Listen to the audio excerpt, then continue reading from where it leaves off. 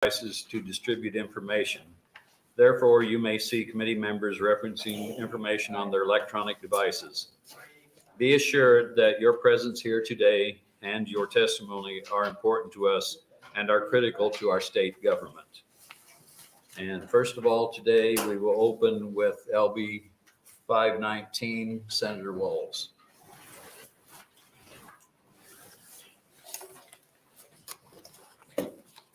Thank you.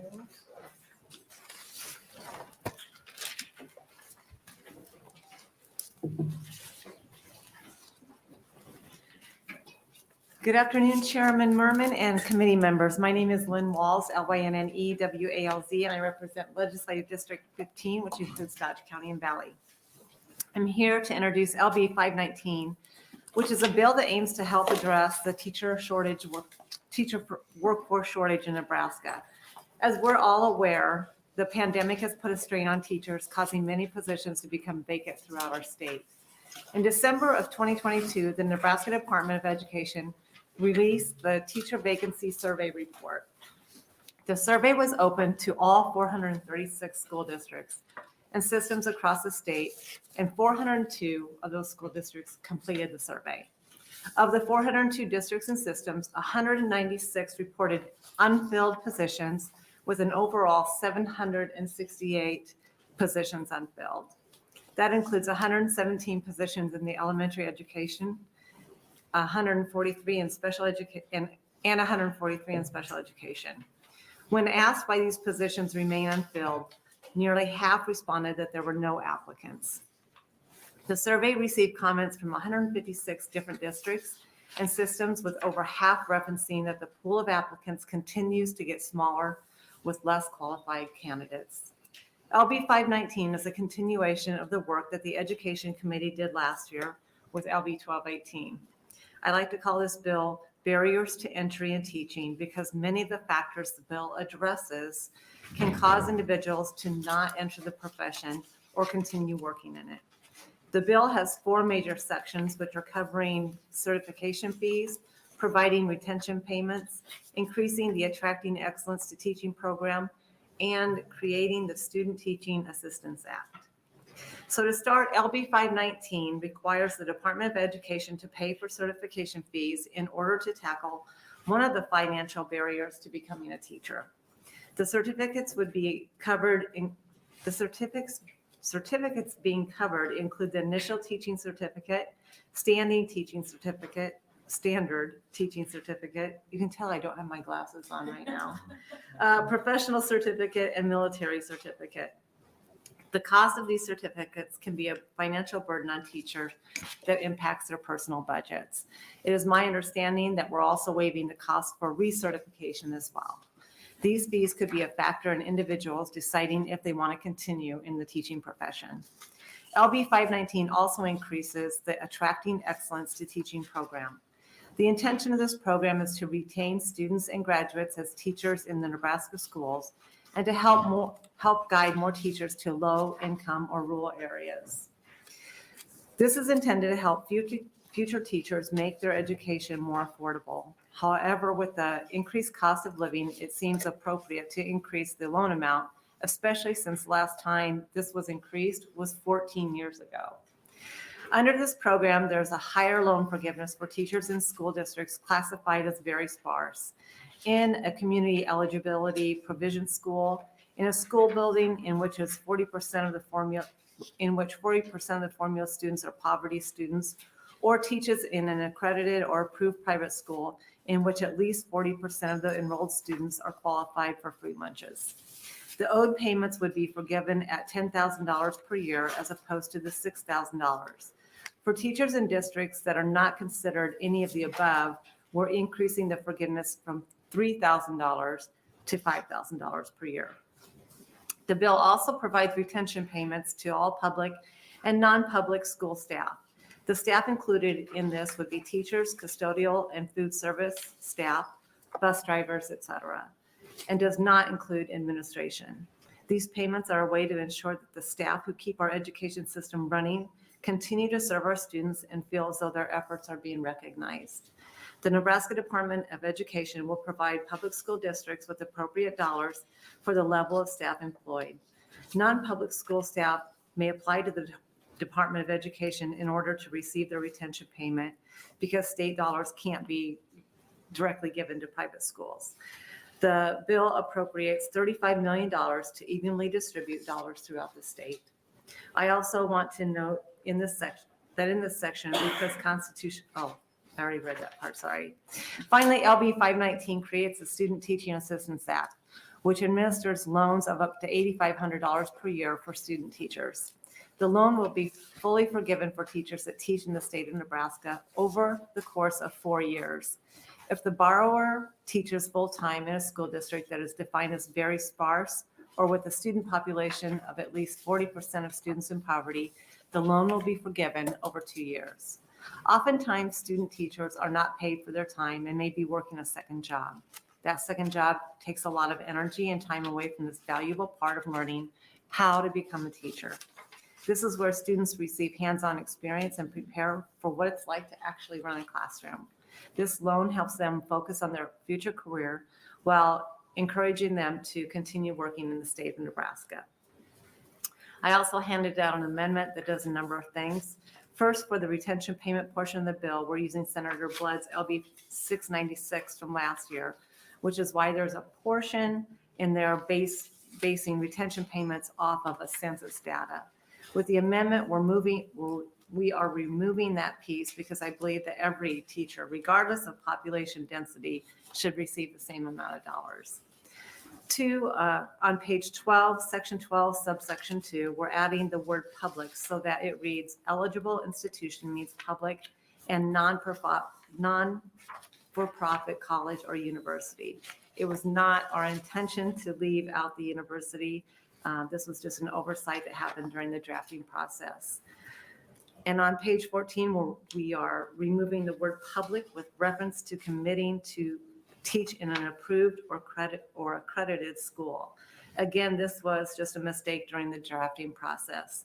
This amendment also cleans up references to 5 consecutive years in regards to student teaching and makes it clear that this is based on semesters, not years. Finally, there's one more change in section 14, subsection 1B. When the bill is listing out the different requirements for the borrower, there was a concern that the word "and" on line 20 might imply that the student has to be in graduate school. So we're changing that word we're changing the word "and" to the word "or." These are all changes that my office has been working on with Omaha Public Schools, the Nebraska State Colleges, and the Catholic Conference. Again, these were just technical issues with writing the legislation, but does not really change the substance of the bill.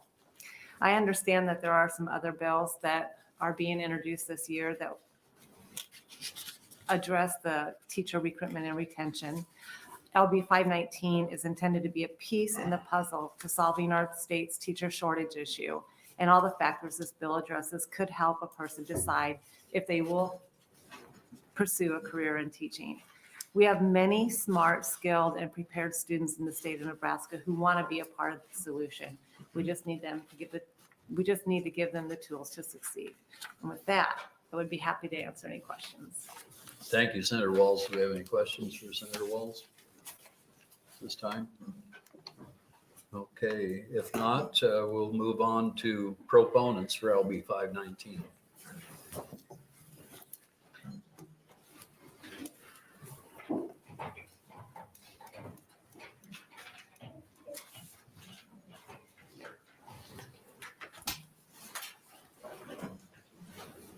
Good afternoon. Good afternoon. My timer up here. Yeah, good afternoon, members of the Education Committee. My name is Tim, T-I-M, Royers, R-O-Y-E-R-S. I'm the president of the Millard Education Association, and I'm here today speaking on behalf of the Nebraska State Education Association in support of LB 519. There are 4 particular elements of this bill that we strongly support and want to highlight to the members of this committee today. First, we applaud Senator Walz for including provisions that will eliminate the fees associated with certification. This is an unnecessary cost burden that is placed on a profession that is widely recognized to be underpaid. While the amounts may seem insignificant to some, for others, they could absolutely be difference makers. For the past several years, my local association has partnered with the Millard Public Schools Foundation to provide crisis funding for staff members that are in emergency financial need. And I can tell you from reviewing dozens and dozens of applications from staff members who are in dire financial straits that a one-time expense of $75 can absolutely be a difference maker for families. Second, we very much welcome efforts to provide for retention funding for educators. We are especially supportive of the bill's language, recognizing that the workforce shortage issue is not limited exclusively to teachers, but includes other school district employees as well, particularly paraprofessionals. Third, we are excited about the recognition that we need to compensate our student teachers and that it should be a state obligation to support student teachers, not a school district obligation. Most people do not realize the significant financial burden student teaching places on those individuals. Not only are student teachers generally not paid for their semester of full-time work, they are actually paying thousands of dollars in quote-unquote tuition to their university at the same time. When I student taught, for example, I had to move back home to cut down on expenses, and even without having to pay for any rent, I was working an average of 16 hours a day during my student teaching because I'd be at school at 7:30 to teach. And then after school, I'd go take tickets, run the scoreboard, that kind of stuff at school. And then I'd drive down the road to go work my third job, which was a night shift at Hollywood Video, which is, I'm kind of aging myself with a Hollywood Video reference, but here we are. Providing student teachers with $8,500 will allow them to focus exclusively on their student teaching experience so they can learn and grow as much as possible to set themselves and their students up for a successful student teaching experience and to make sure that their first year as a certified teacher in the classroom is also successful. Fourth and finally, the other critical component of the Student Teaching Assistance Act portion of 519 is that it provides that $8,500 as a forgivable loan that's contingent on them staying and working in Nebraska for a number of years, which is already referenced as variable depending on the school that they're at. This provision is a huge win, not just for our students and our schools, but also for our entire state, because it'll serve as a critical workforce retention component. This bill lays out several programs that have the potential to be fundamental game changers for education here in Nebraska. I strongly encourage you to support LB 519, and I thank you for your time and consideration. Thank you, Mr. Royers. Do we have any questions for Mr. Royers? If not, thank you very much. Thank you very much. Other proponents?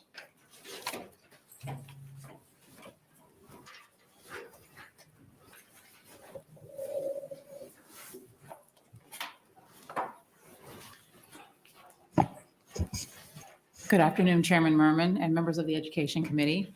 My name is Dr. Cheryl Logan, Cheryl Logan, Logan, and I'm here on behalf of Omaha Public Schools in support of LB 519. We would like to thank Senator Walz for introducing this bill and for her continued support of teachers in Nebraska. The shortage of prospective teachers has become increasingly challenging, not only for school districts like the Omaha Public Schools, but for school districts statewide, rural, and urban. LB 519 would provide support for young men and women entering the teaching profession by removing financial barriers, which make it difficult for some students enrolled in teacher education programs as well, by eliminating fees for teaching certificates. The Student Teaching Assistant Act would create a loan forgiveness program for students during their student teaching semester.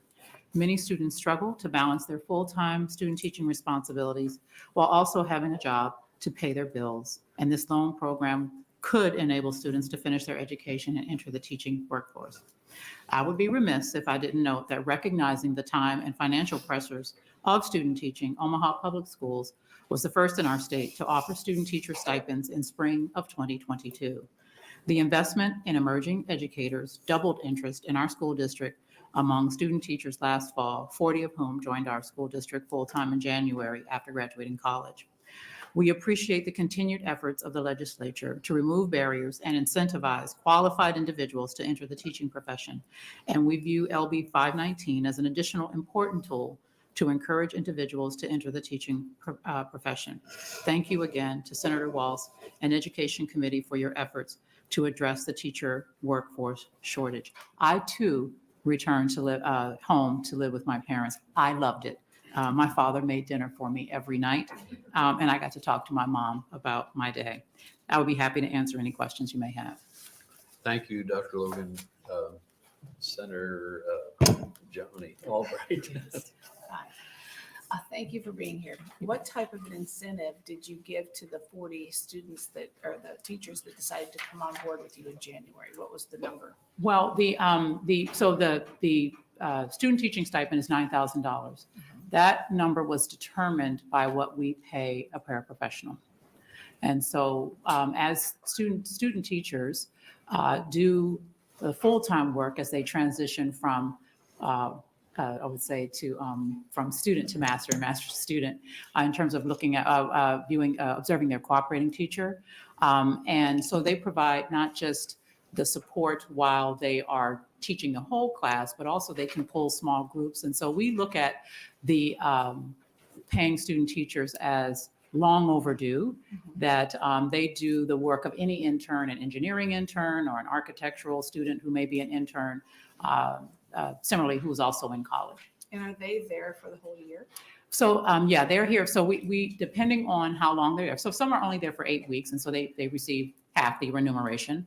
And then some are there a semester. And then we have some year-long student teachers who may be getting certificates in 2 areas. So we have maybe have a student teacher who's going to get an elementary certificate, and they're going to get a special education certificate, and they do 2 semesters of student teaching. We don't have that many of those. We have 11 right now who are full-time. We currently have 7 speech language pathologists right now who are doing their clinical student teaching in our school district. And I know we're trying to bring new teachers into the system. Any pushback from those who have been there a while?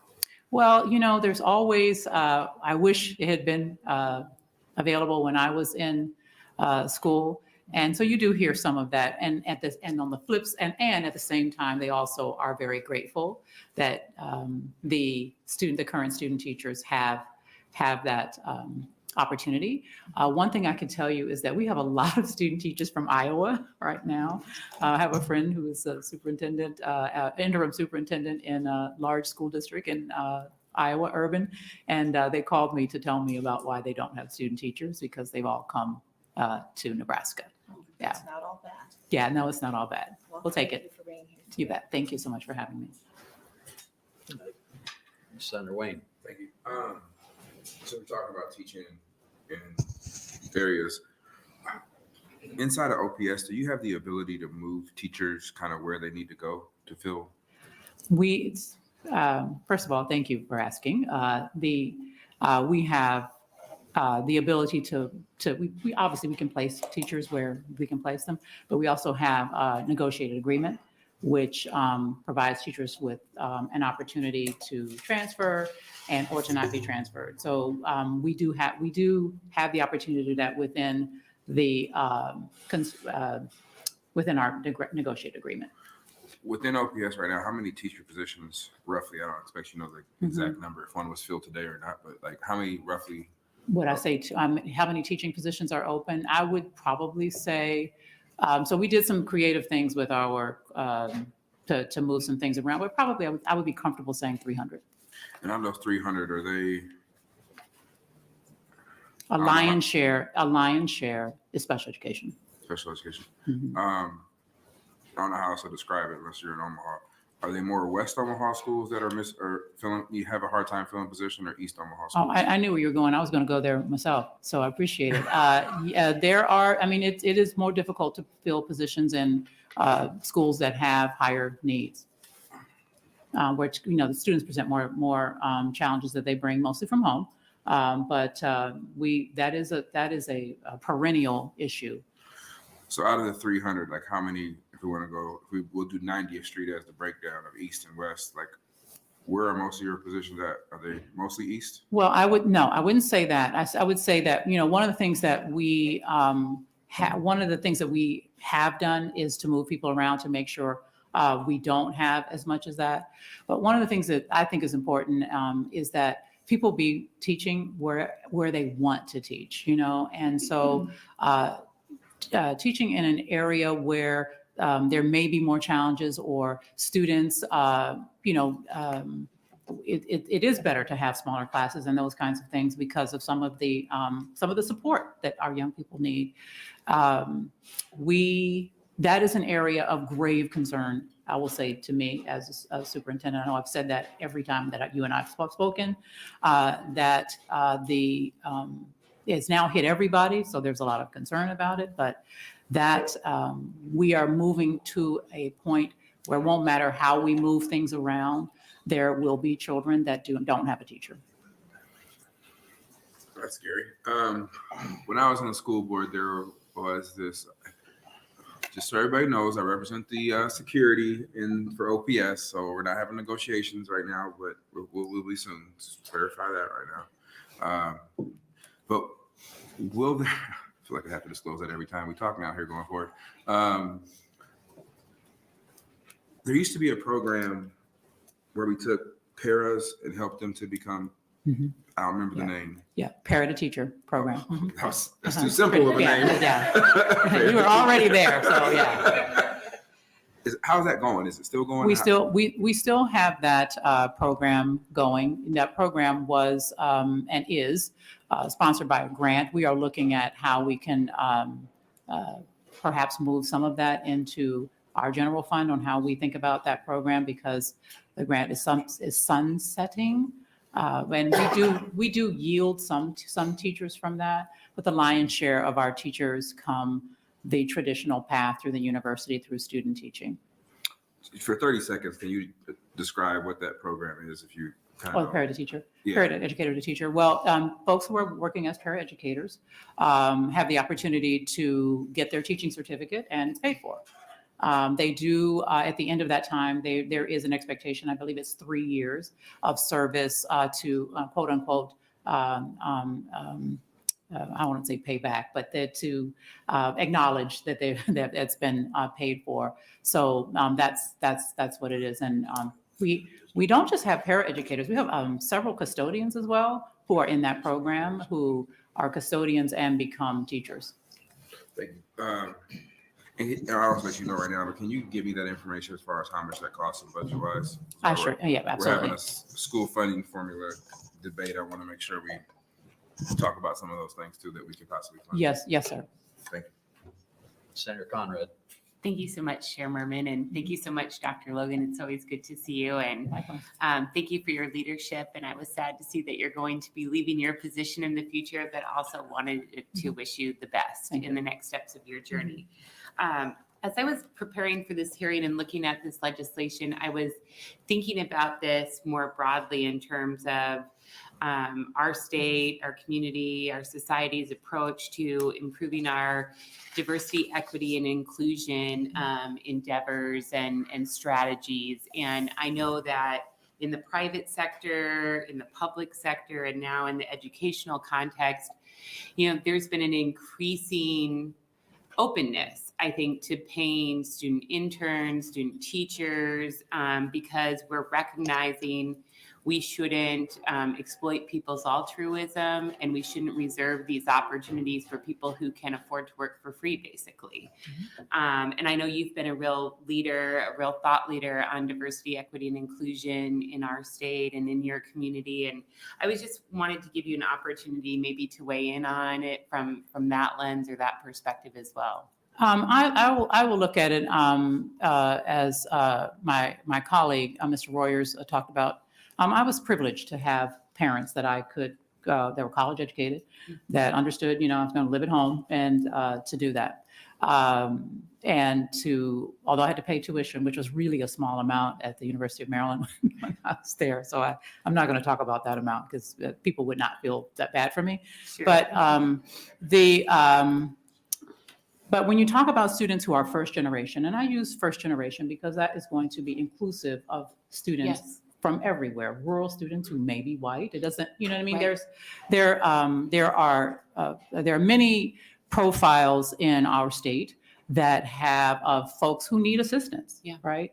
They are first generation.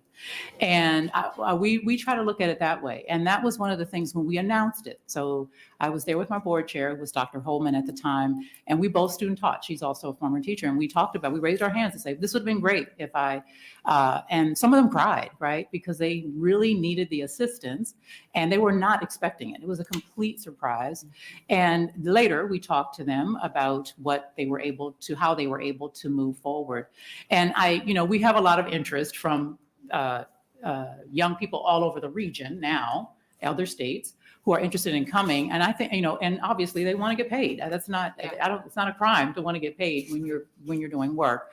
And that's something that they have just kind of generally talked about, the hardship that they have. Some are, although they're following a traditional path, we might consider them to be non-traditional students. They didn't just go, from high school to college and whatever. They have families as well and are trying to get this work done. And I try to distill it all the way down to, we have to have, this is a great state. We have to have really good teachers to continue the fine traditions of the public schools here in Nebraska.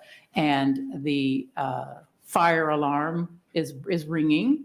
And it really, and if we look at not just the opportunities for young people to do all kinds of things, and they are taking advantage of all of that, we also are at a perfect storm of the baby boomers, I'm one of them, turning 60, right? And so they are cycling out and moving on to different endeavors or that kind of thing. And there's a very large amount of these folks. If you look at any school district's data, even pre crisis time, we had been looking at that and said, oh my gosh, if at any time, something happens and we could have a huge issue with the number of people who are eligible to retire. And so I think that's also could be a data point that would be helpful maybe to the committee to kind of see. That number is frightening. And to look at the opportunity for us to do some things that could really be groundbreaking in our state to make sure we have the teachers that we need everywhere. Everywhere. Senator Dorn, I got him right from Gage County, and I spoke about this, and we had an opportunity to meet a few months ago, and we talked about the huge need that they have there for teachers in a rural setting. And it was no different. We were talking the same language, obviously not the same numbers, 52,000, a lot of little people. And, but still the issue of having to do distance learning and all of those kinds of things because you don't have a teacher is, to me, devastating and will have a long-term impact as we think about getting our children ready for post-secondary. Very good. Thank you so much, Dr. Logan. Thank you, Senator Conrad. Any other questions? I just have two quick ones. Oh, yeah, sure. Okay, so you invested $9,000 in 40 teachers. Mhm. Number one, where did the money come from? Mhm. And how long are you asking them to stay in your district? So it was actually a little bit more than that, but so the first semester that we did this was this time last year. Okay. And first we had to work through, there were perceptions that we couldn't do this because of statutes and regulations from NDE. We were able to dispel that, so we were able to move it forward. We did it with ESSER funds, right? And so what we have done is look at it long-term for sustainability, our chief financial officer, to make sure that we can sustain this. But we had a little bit more than, I want to say it was like 48 or something last, and then we had like 110 student teachers in the fall, and they came from other states. And we do not have, the bill has what I've read, I think I'm reading it correctly, requires that folks pay back their time with their loans, which is great. We did not add that, and not because we didn't think about it, but because we were working with university systems that were not prepared for that next level of, I would say, a kind of an administrative function for them to be assigned as they assign student teachers. The student teachers are assigned all over the state, in other states. And so that would have required the university to also weigh in on where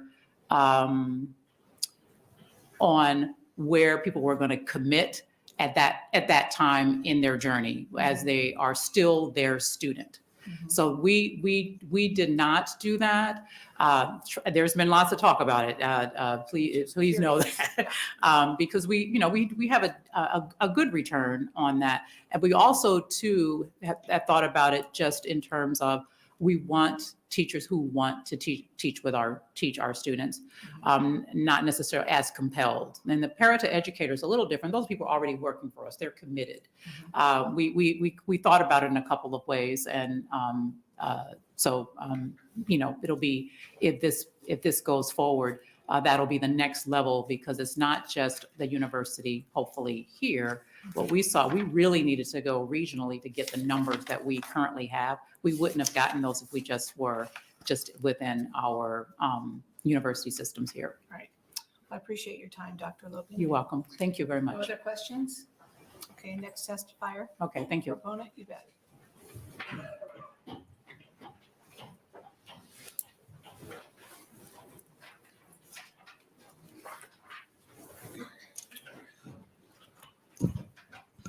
Good afternoon. My name is Jeremy Eckler, Jeremy. Eckler is spelled Ekler. Members of the Education Committee, we're here to support LB 519.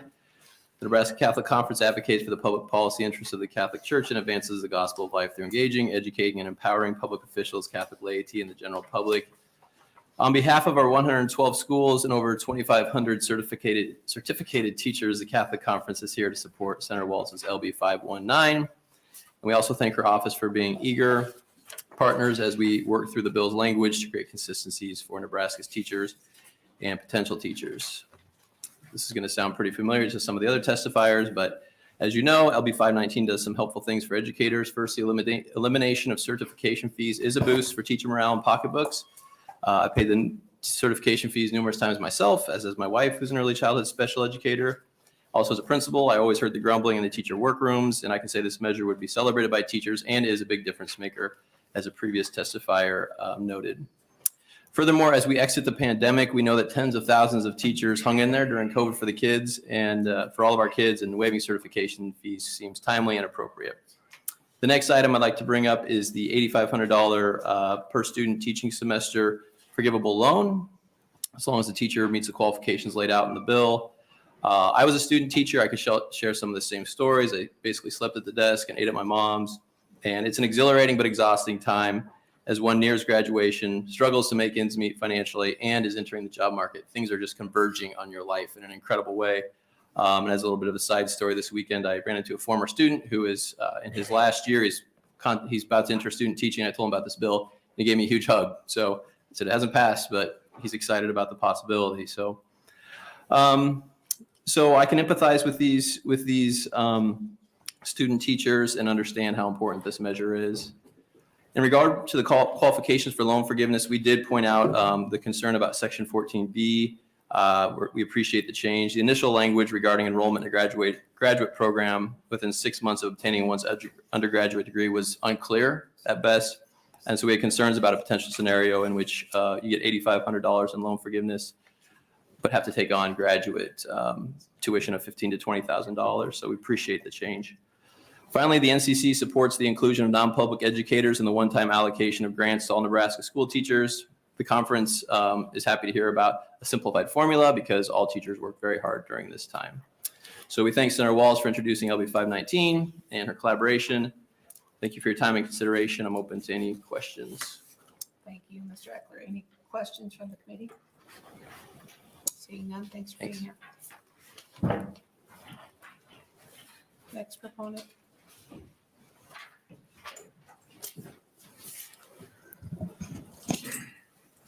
Thank you, Senator Albright. Members of the Education Committee, my name is Colby Coash, C-O-L-B-Y, C-O-A-S-H. I represent the Nebraska Association of School Boards. But my testimony today also reflects the support from the Council of School Administrators, STANCE, and NERCSA. There's a shortage of educators out there. I think that's undisputed. But what I can tell you from a statewide perspective is that while shortages might have been viewed at one point as a problem in rural areas, they're a problem in urban districts as much as they are a problem in rural areas. And as we looked at LB 519, we understand it's a tool. it's a solution. It's not the only one. It certainly is part of a broader effort, but we certainly applaud what LB 519 does in removing barriers to teachers. One of the things and that is happening with more frequency across the state is kind of grow your own programs, right? Where districts are starting to identify students in their high schools who have a talent for teaching and see themselves on that path. And those districts are working hard to cultivate those relationships and getting those students into the teaching field. And the provision in this bill that relates to student teaching really does complement that. It allows those districts to kind of keep those relationships with their own students and carry those relationships on with those students as they go into their teachers' colleges and then maybe come back for their student teaching. So we're very much appreciative of that. And finally, we're very appreciative of the recognition in LB 519 that it's not just teachers that districts are struggling with. Paraeducators, bus drivers, food service workers, and custodians are also big challenges for districts. And so we see some momentum here with this. We understand it's part of a larger solution, but we certainly appreciate what LB 519 is trying to do, and we wanted to put our names in support of that. Very good. Thank you for being here. Any questions from the committee? Seeing none? Thank you.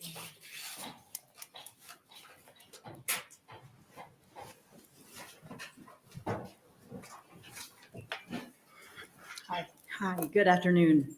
I should just say mic drop because everyone's said everything that everyone is agreeing with. Good afternoon, distinguished members of the Education Committee. My name is Dr. Sarah Skretta, S-A-R-A-S-K-R-E-T-T-A, and I've been a teacher and a coach in the public schools as well as a secondary administrator in 3 different districts. I'm now the Senior Director of Accreditation, Placement, and Licensure and the Educator Certification Officer at the University of Nebraska-Lincoln. I'm here today on behalf of the Nebraska Association of Colleges for Teacher Education in support of LB 519. Just so you know who NACTE is. NACTE is the state chapter for the National Organization of the American Association of Colleges for Teacher Education, and its membership includes all Nebraska teacher education institutions that have been approved by the Nebraska State Board of Education. Those include Bellevue University, Chadron State College, College of St. Mary, Concordia University, Creighton University, Doane University, Hastings College, Midland University, Nebraska Wesleyan University, Peru State College, Union College, the University of Nebraska at Lincoln, Kearney, and Omaha, Wayne State College, and York College. NACTE is committed to producing quality educators. We have a positive working relationship with the Department of Education, and we collaborate often with our P12 partners. We support this bill. We are really grateful for all of the legislation that's out there in terms of recruitment and retention because we need people to be interested in the profession, and then we need to help them get to our classrooms. We support this bill's intent to remove barriers and provide incentives to attract people to the teaching profession, and we especially are supportive of the acknowledgement and the provisions included related to student teachers. Student teaching is a final experiential piece for an educator preparation student to become eligible, and often is 14 to 18 weeks or multiple semesters of full-time teaching depending upon their endorsement. The student teaching semester is challenging because in addition to paying the university or college tuition and fees, they have all of their other just living expenses, and having a full-time job is often very difficult because they are for all intents and purposes, the teacher. So 40 plus hours plus the night activities that are required makes it very difficult to have a job and do both of those things well. While we leave the specific details to others, we appreciate the support that this bill provides in terms of that recruitment and retention and to student teachers, which reinforces their value early on as a part of the Nebraska workforce. Again, thank you for all you're doing for education, and I'm happy to answer any questions. Thank you for being here. Do we have any questions from the committee?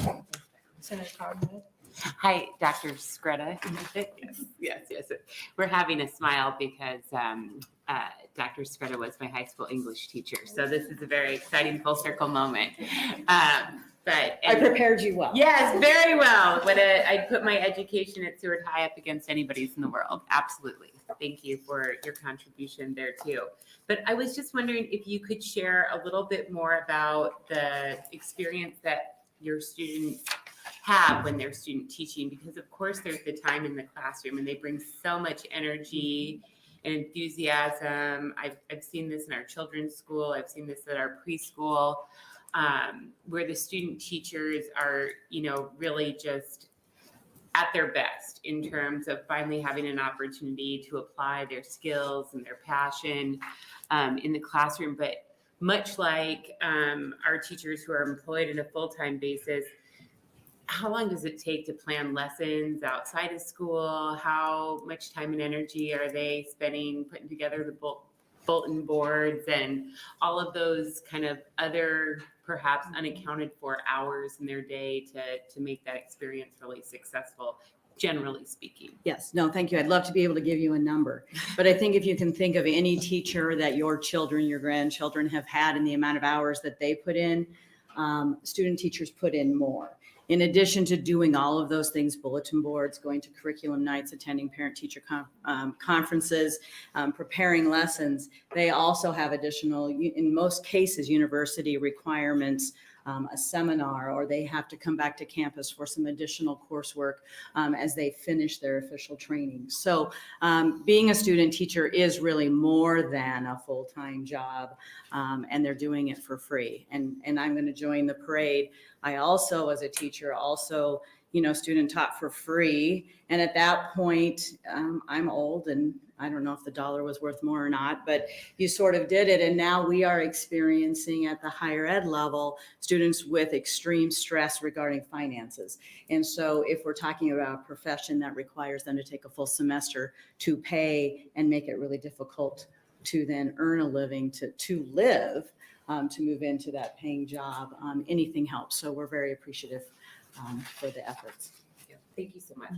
Thank you, Senator Conrad. Any other questions? I have a quick one. Yes.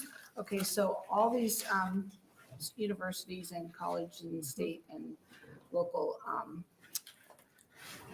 learning institutions, how would you say in the last 3 to 5 years, not only do we have it at the local level that we need teachers, but when you take a look at the broad picture, are there less people wanting to teach today than there was a year ago, 3 years ago, 5 years ago? And I don't have the specific citations, but yes, these are all of the state educator preparation programs.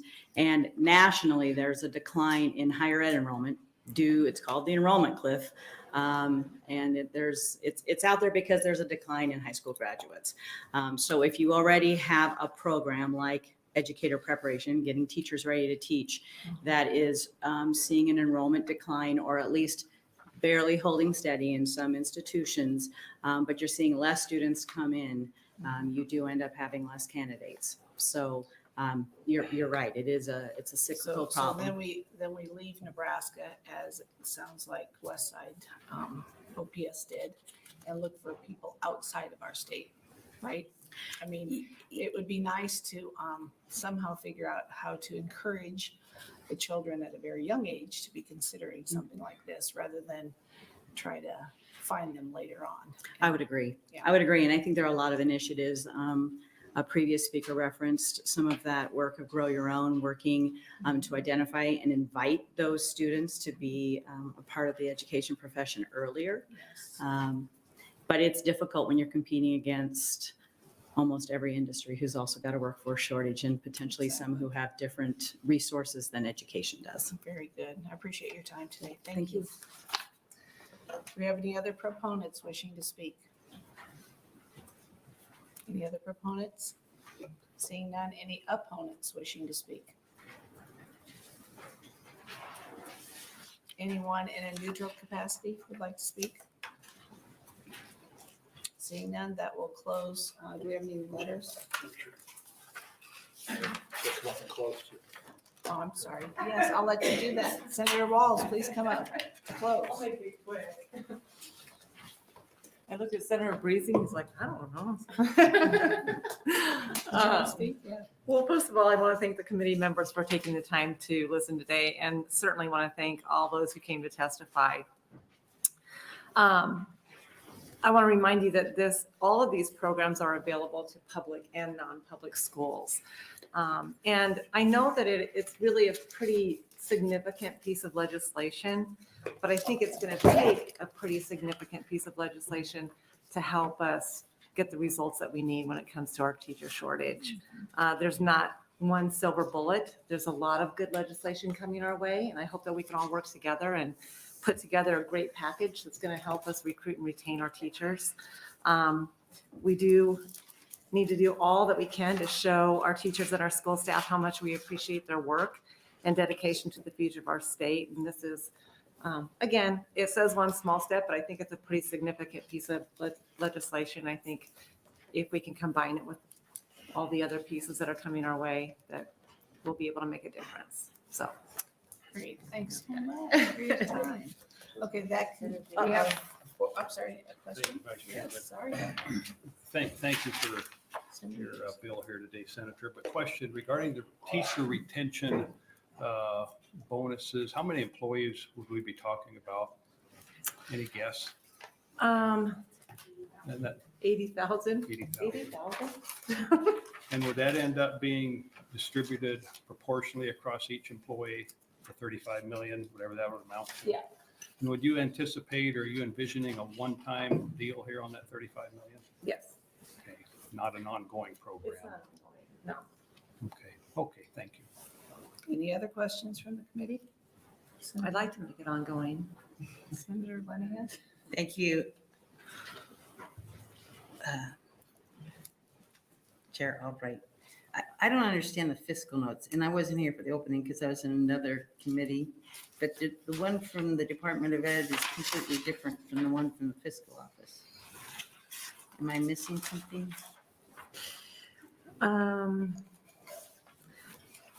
I can't read this fiscal note. I'm sorry. That's okay. That's okay. It's just, you don't have to answer now, but I think before we probably we need some explanation of why.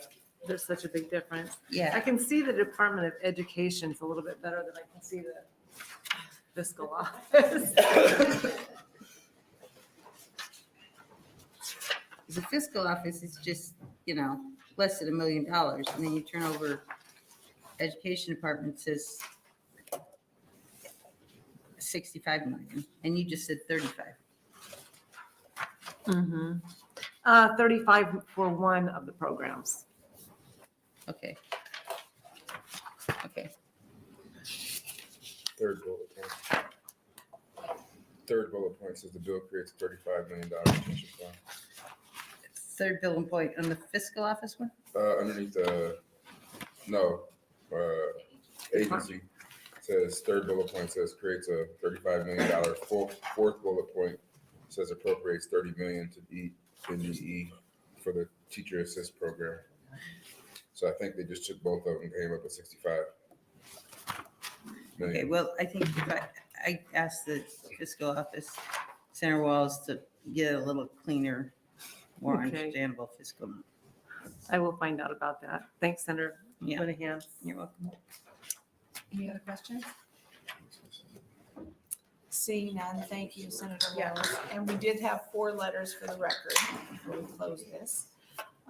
4 proponents, 0 opponents, and 0 neutral. So, do you want to read the names in? So next up, we will have Senator Linehan with LB 603.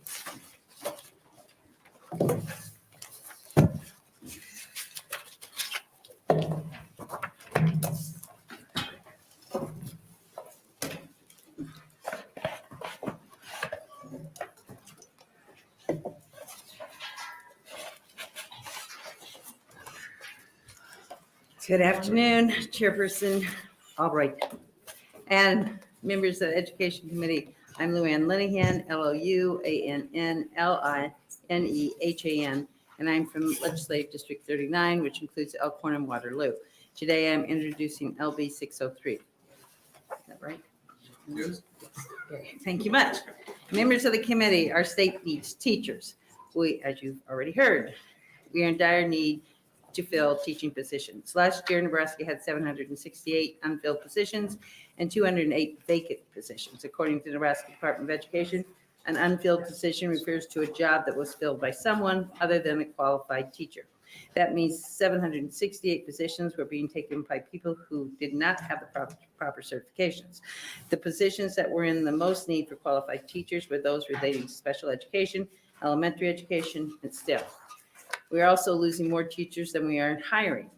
From 2022 to 2023, about 1,516 teachers retired. In that same year, the Department of Education reports that 1,322 teachers were hired in the first year of employment. That's a loss of 194 teachers. With LB 603, I believe we can give another opportunity for aspiring teachers to be certified. Let me be clear. This bill is not lowering the standards for teacher certification. It is not a way to shove more people into teaching positions without qualifying them. 603 provides an alternative route for teaching certification. The aspiring teacher must have a bachelor's degree, successfully complete an alternative certification program, and pass a subject matter exam. Under our current requirements, a teacher who has the academic background but has not completed our teacher prep program would not be eligible for teaching certification. With LB 603, a person who completes an alternative teaching certification course would be able to receive a teaching certification. However, they would only be certified to teach the subject and educational level that they have successfully been certified for. An aspiring teacher would also be subject to a criminal history and background check. A person would not be able to attend whatever alternative certification course they want. The organization would have to meet the qualifications specified under Section 3 of this bill. Thank you, and I'm happy to answer any questions. Thank you, Senator Linehan. Any questions from the committee at this time? We'll be staying to close. Great.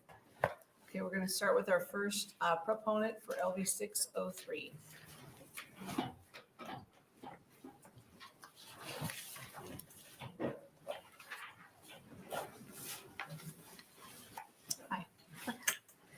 Good afternoon, committee members. My name is Melanie Olmstead. That is MELANIOLMSTEAD. And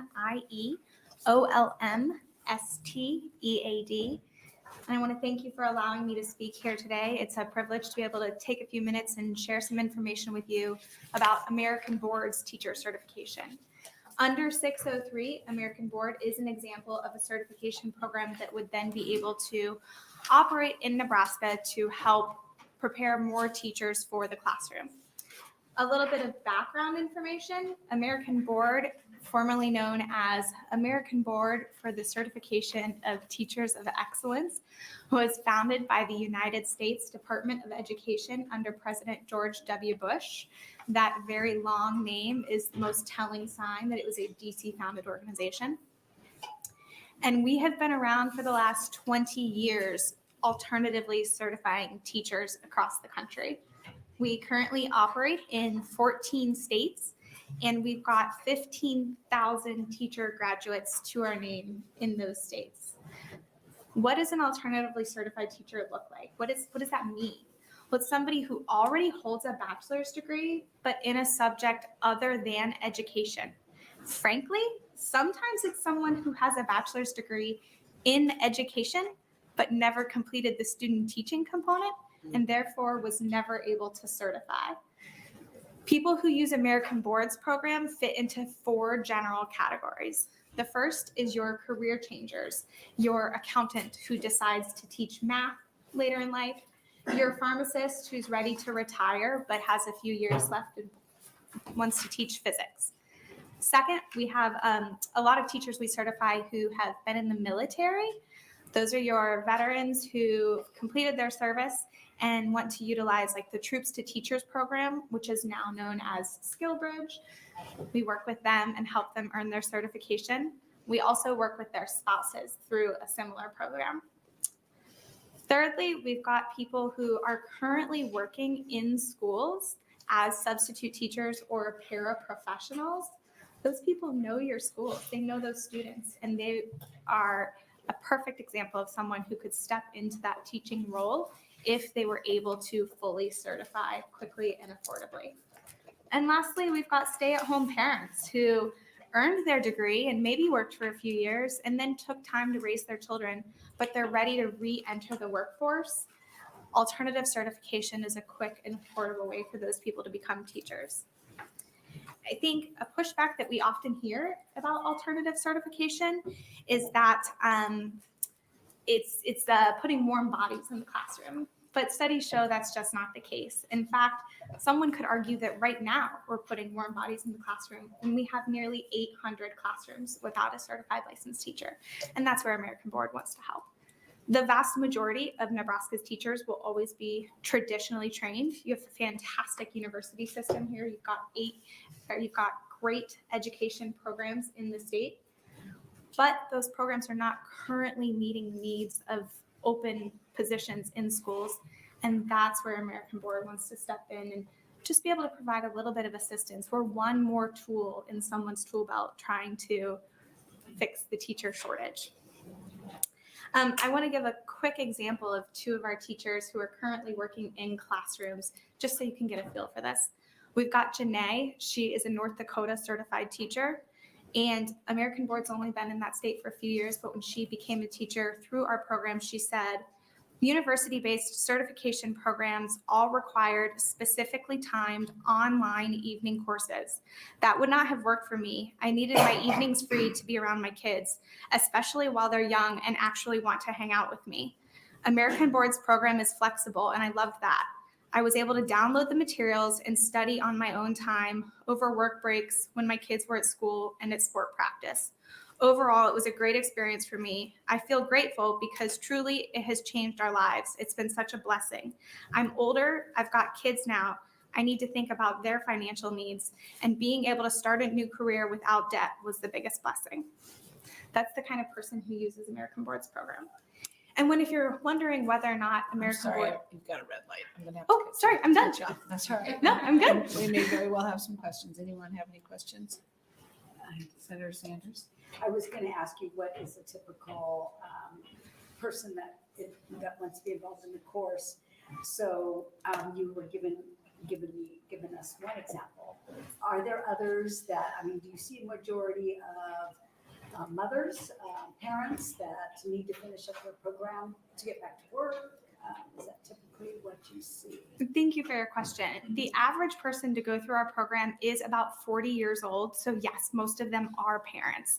They already hold a bachelor's degree and they are career changers. So they have completed their degree in whatever field it is that they went to work in for the last 15 years. But whether it was through helping their own children with their homework, or perhaps being a coach at the local school in their off time, something has made them realize, you know what I really want to do is teach. And that's why they transitioned to a career in education. Thank you. You're welcome. Thank you. Thank you, Senator Sanders. Any other questions? Senator Breezy? Thank you, Vice Chairman Albright. Thanks for your testimony here today. There are other companies that have the same business model as American Board, is that correct? Thank you for your Or question. very similar to it? I Similar assume? to it, yes. I would say that there are other organizations who also provide alternative certification. Would they fit within the parameters of this bill? Some- Five states, 10 years of experience. Thank you. Some would and some would not. Because the shortage has recently become the front page in every state, it's teacher certification is now big business. So I believe that those parameters were put in there to kind of ensure the longevity of an organization that would come in this state. But American Board is one of the organizations that would come in. I believe that there are others that fit the current parameters. And in time, as some of the newer organizations age, they would also fit those parameters. How many other companies would fit within this at this point? I believe Yeah. 2 others at this Two point, others. Okay, thank you. possibly 3. Thank you. Any other questions? Senator Conrad? Thank you so much. Thank you so much for your enthusiastic testimony. I really appreciate it. I'm just going to kind of cut to the heart of it. So your company makes money with each application, or what's your business model exactly? Yeah, thank you for your question. We are a self-funded nonprofit. So Okay. the way we were founded is with 20 years ago, the Department of Education, the United States Department of Education gave us a $45 million grant Okay. to found this particular program. That money was spent to develop the program, the study materials, the online tutorials, the certification exams. Once that money was gone, we became a self-funded program. So now in order to enroll in the program, you pay a one-time fee. Today it's $1,500, and that's your full certification fee through our program. So there won't be any additional university textbooks you have to buy or exams you have to pay to take. It's just a $1,500 fee, and that is where all of our money comes from. Okay. And just like you, Sure. if we're not bringing people in, then we would not operate anymore. But the program has been successful, and enough people have used it to certify that we've been able to continue. Okay, that's very good. So then as an organized nonprofit, like you have like a 990 available or something if people want to dig into the finances. Absolutely. Thank you. Yeah, we're a 501c3. Thank you so much. Any other questions? Senator Sanders? Thank you, Chairman. Do you lower the standards at all, or does the testing for this certification, how is it different in the praxis? Thank you so much for that question. I think it's such an important issue. No, we're not lowering the bar or lowering standards for certification at all. So the praxis is one brand of teacher licensure test. American Board has another brand of teacher licensure test. It has been vetted by third parties, including Drexel University School of Education. We currently work with national leaders in standardized licensure testing to ensure that the test is up to snuff. Third parties have deemed that it is equal to, and depending on the specific subject area, more rigorous than the praxis. So I think that the question about standards is a really important one, and we absolutely do not support the lowering of standards. We just think this is another way for people to hit those competencies. And if I may say one more thing, employing principals have found that American Board teachers are well prepared, that they have not seen a standard lowering by hiring American Board teachers. In fact, employing principals say that American Board teachers are equal to and sometimes better than traditionally trained teachers on 19 out of 20 new teacher indicators. Thank you. Thank you. Thank you, Senator Sanders. Any other questions? I have just a couple quick Oh, ones. please. Do you do background checks on these folks?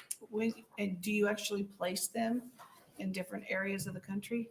Thank you for your question. We do perform background checks. It's the same background check that states and local employee would schools do. run. Absolutely. No certificate is issued without that. We do not do placement, and that's a really important aspect of our program. It is our belief that often placement programs put new teachers in a community where they're not going to stay. They might serve 1 or 2 years and then they're gone. And local schools spend so much money constantly trying to bring in new teachers that it doesn't break even. So what American Board does is focus on helping local individuals who already live in those small towns that might need teachers become certified and licensed and stay there. They're already community members, and so they're more willing to stay long term. But how do you find these people that come to see you? Yeah, that's a great question. So we use a lot of internet outreach for people who've never heard of us. That's how you would find out about us. When you Google how to become a teacher in North Dakota, where we currently operate, American Board comes up as a state-approved option for teacher licensure in North Dakota. Another way that we help recruit teachers is work with school districts. So if American Board were to enter Nebraska, we would spend a lot of time reaching out to school districts and letting them know that if they have substitute teachers and paraprofessionals on staff who they wish were licensed so they could work full-time, we can work with those districts and help them get certified. Okay, one last thing. Please. I do know that we've had other committee hearings about hiring teachers and are concerned if they really don't have that time in the classroom, how would they be able to manage those classrooms if they haven't been a teacher that gets to go in and practice first before they just show up? Yeah, thank you for that question. I think it's a very big conversation, particularly when we're considering alternative routes to certification, which often don't include a student teaching experience or an unpaid teaching experience, whatever you want to call that. So it's twofold. One, as I noted earlier, American Board's teachers average about 40 years in age, so they bring with them some different life experiences. And what employing principals have noted is that when it comes to classroom management and those really important issues now, American Board teachers, even without student teaching, on day one are equal to traditionally trained teachers who have that student teaching experience. They've been rated the same. Of course, we don't have data on why they've been rated the same. How is it that an American Board teacher without student teaching can be as good as someone who did? We can only suspect, and it comes to that age difference that, if you've raised your own kids, you might know how to talk to kids a little bit more confidently than you did previously. It's just a guess, but Just curious. Yeah. Thank you. thank you. Any other questions? Thank you for, you have one? Thank you, Vice Chair. Thank you again. And we're not talking about flooding Nebraska with potential teacher candidates, correct? But you're talking about a small number. Thank you for or- your or question. Reasonable number. We would like to make sure that every Nebraska student had a licensed teacher. That would be our first focus. But no, I think it's important to note that this isn't a requirement. So this is just one more option. If there's a local school that's got 10 substitute teachers that want to get licensed, we're happy to help them. But ultimately, no school district has to hire anyone who's taken an alternative program. It's just, it's trying to give principals 5 or 6 applications for one position as opposed to 0 applications. Okay, thank you. Thank you. Any other questions? Seeing none, thank you for being here today. Thank you all for your time. Any other proponents?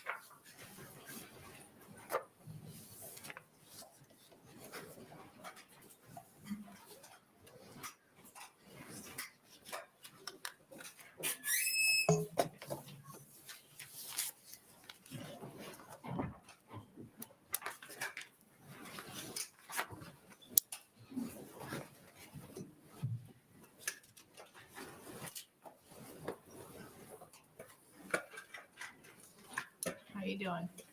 Not too bad. How about yourself?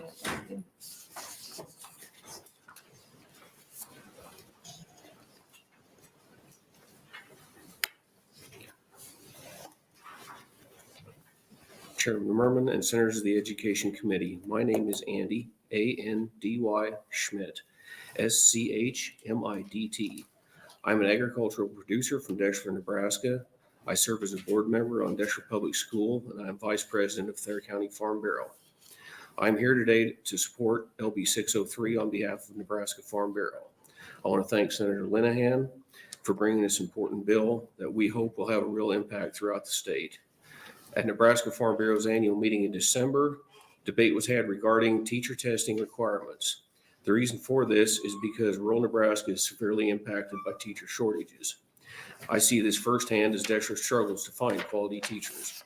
As our kids continue to crawl out of the academic hole left by the pandemic, our teachers continue to leave in droves. I think we've heard that, from every area of the state. Oftentimes, those that would be gifted teachers are turned away due to stringent requirements. Applicable education and work experience should not only count towards a teacher's resume, but be of paramount importance. Many times, teachers can speak from experience and exemplify the reality of the workforce to our kids. These challenges that we are facing during this teacher shortage deserve unique fixes. And I believe this bill provides a unique fix that will help school districts like mine. Thank you for your time, and I'd be happy to answer any questions. Thank you, Mr. Schmidt. Any questions from the committee? How many teachers are you short in your district? Well, we are a very small district right now. I believe we are short 1. And it's an elementary position that just came open. But as an example of shortage, it used to be elementary teachers were fairly easy to find. And to my knowledge, I talked to our superintendent Friday evening, we've had one applicant, and that's it. And we've had that other years with other positions where we normally have 5 or 6 applicants. We may have 1 or 2. Right. And I take that back. We have 2 openings. We've been without a music teacher for 6 months now. We've been filling that with long-term subs because they just aren't out there. Thanks for sharing that. Okay. Thanks for being here. It looks like we're good with the questions. Thank you very much. Thanks. Do we have any other proponents wishing to speak?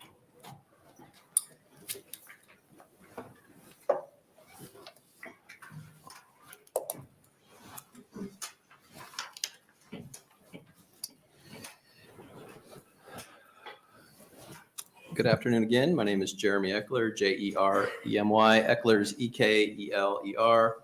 I'm with the Nebraska Catholic Conference. I'm the Associate Director of Education Policy. Real quickly on LB 603, with 112 schools, nearly 27,000 students, and over 2,500 certificated teachers, Catholic schools in Nebraska educate over 60%. That's a typo. It should be 60% of non-public students in the state. And like our colleagues in other non-public and public schools, we face teacher recruitment and retention issues. The teacher shortage issue is universal, and we thank Senator Linehan for presenting LB 603 for discussion. Like all Nebraska schools, Catholic schools demand high-quality individuals. We believe the key to addressing the teacher shortage involves a process that maintains a high bar while creating a wide path to certification. We've been consistently coming in to support such measures. Teaching in Nebraska should be about excellence, is about excellence, but access should not be cumbersome. We support legislation that strengthens these concepts and precepts. With that in mind, we do offer suggestions for LB 603 at the conclusion. So LB 603 creates an alternative pathway to teacher certification for those who possess a bachelor's degree and successfully complete an alternative teacher certification program. The program must have been in existence for at least 10 years and operate in at least 5 states. The prospective teacher must take a subject area exam and pedagogy exam. The applicant must meet background check requirements. Virtually every state has some form of alternative certification, and such approaches have grown in response to teacher shortages. An argument against LB 603 will be that teachers who take this alternative route are not qualified in the same way as those who take a more traditional route. That's a reasonable concern. I'd note that this bill incentivizes folks with bachelor degrees to enter teaching, and in my experience, these are often second career professionals. I've hired quite a few of them, and they've helped our buildings with their professionalism and with their various life experiences. Also note that while LB 603 could provide diversity and depth in the hiring pool, there's no mandate to hire an alternatives teacher. Administrative teams at the local level can judge who is the best fit for their school. So the suggestion from the Catholic Conference is related to teacher mentorship. There's some discussion about field experience or student teaching. The Catholic Conference would advocate for explicit language requiring a teacher mentor. I think we saw something similar to that in LB 188. We asked for that to be for at least 2 years. In closing, the teacher shortage is a real issue that will take dynamic ideas from multiple angles. LB 603 is a good step in this regard, and the alternative certification is a good discussion to have. Thank you for your time. I'll take any questions. Thank you, Mr. Eichler. Any questions from the committee? Seeing none, All right, thanks thank you. for being here. Okay, next proponent.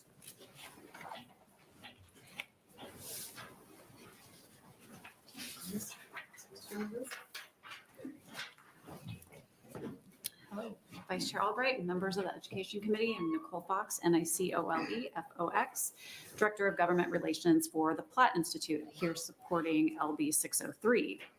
LB 603 pretty much is in line with several other bills that we have testified in support of in front of this committee over the years to address teacher shortages. And some of these bills actually date back even prior to the pandemic. We feel it's designed to expand our workforce and allow individuals to explore their career callings. And as the first testifier mentioned, not everybody, goes to college with the intent of teaching.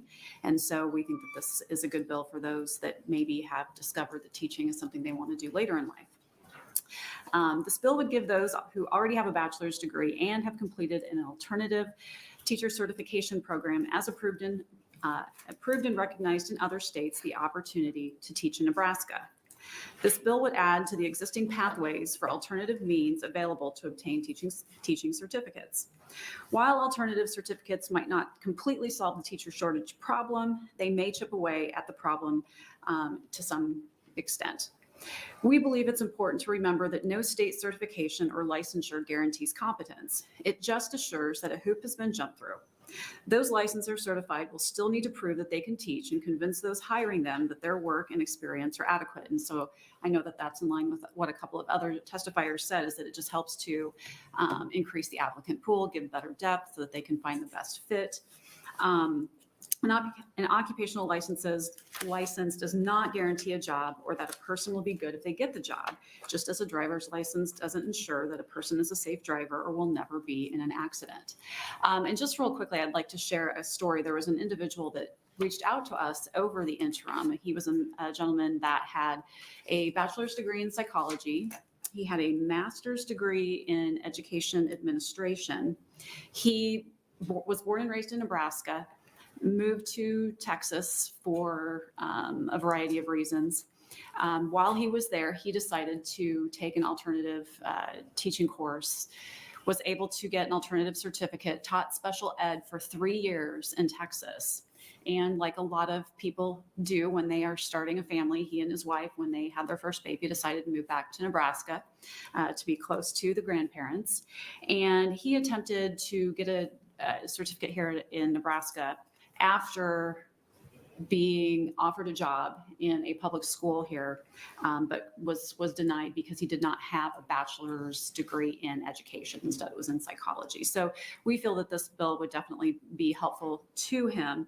And in fact, so this was over the interim. He enrolled in coursework this fall because he was told he would be granted a certificate if he, within 3 years, completed 30 to 36 hours of training. So if this bill goes through, he may not have to complete all of that coursework. So with that, I conclude my testimony, and I'm happy to take any questions. Thank you. Fox, any questions? Seeing none, thanks for being here today. Any other proponents wishing to speak? Any other proponents? Nope. How about opponents?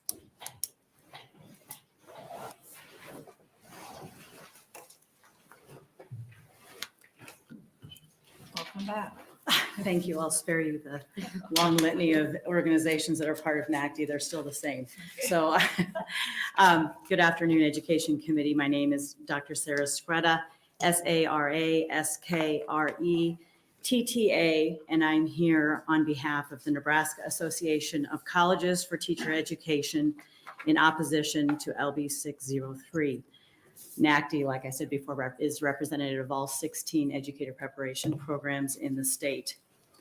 NACD opposes LB 603 because it is redundant to existing alternative certification pathways currently offered by the Nebraska Department of Education.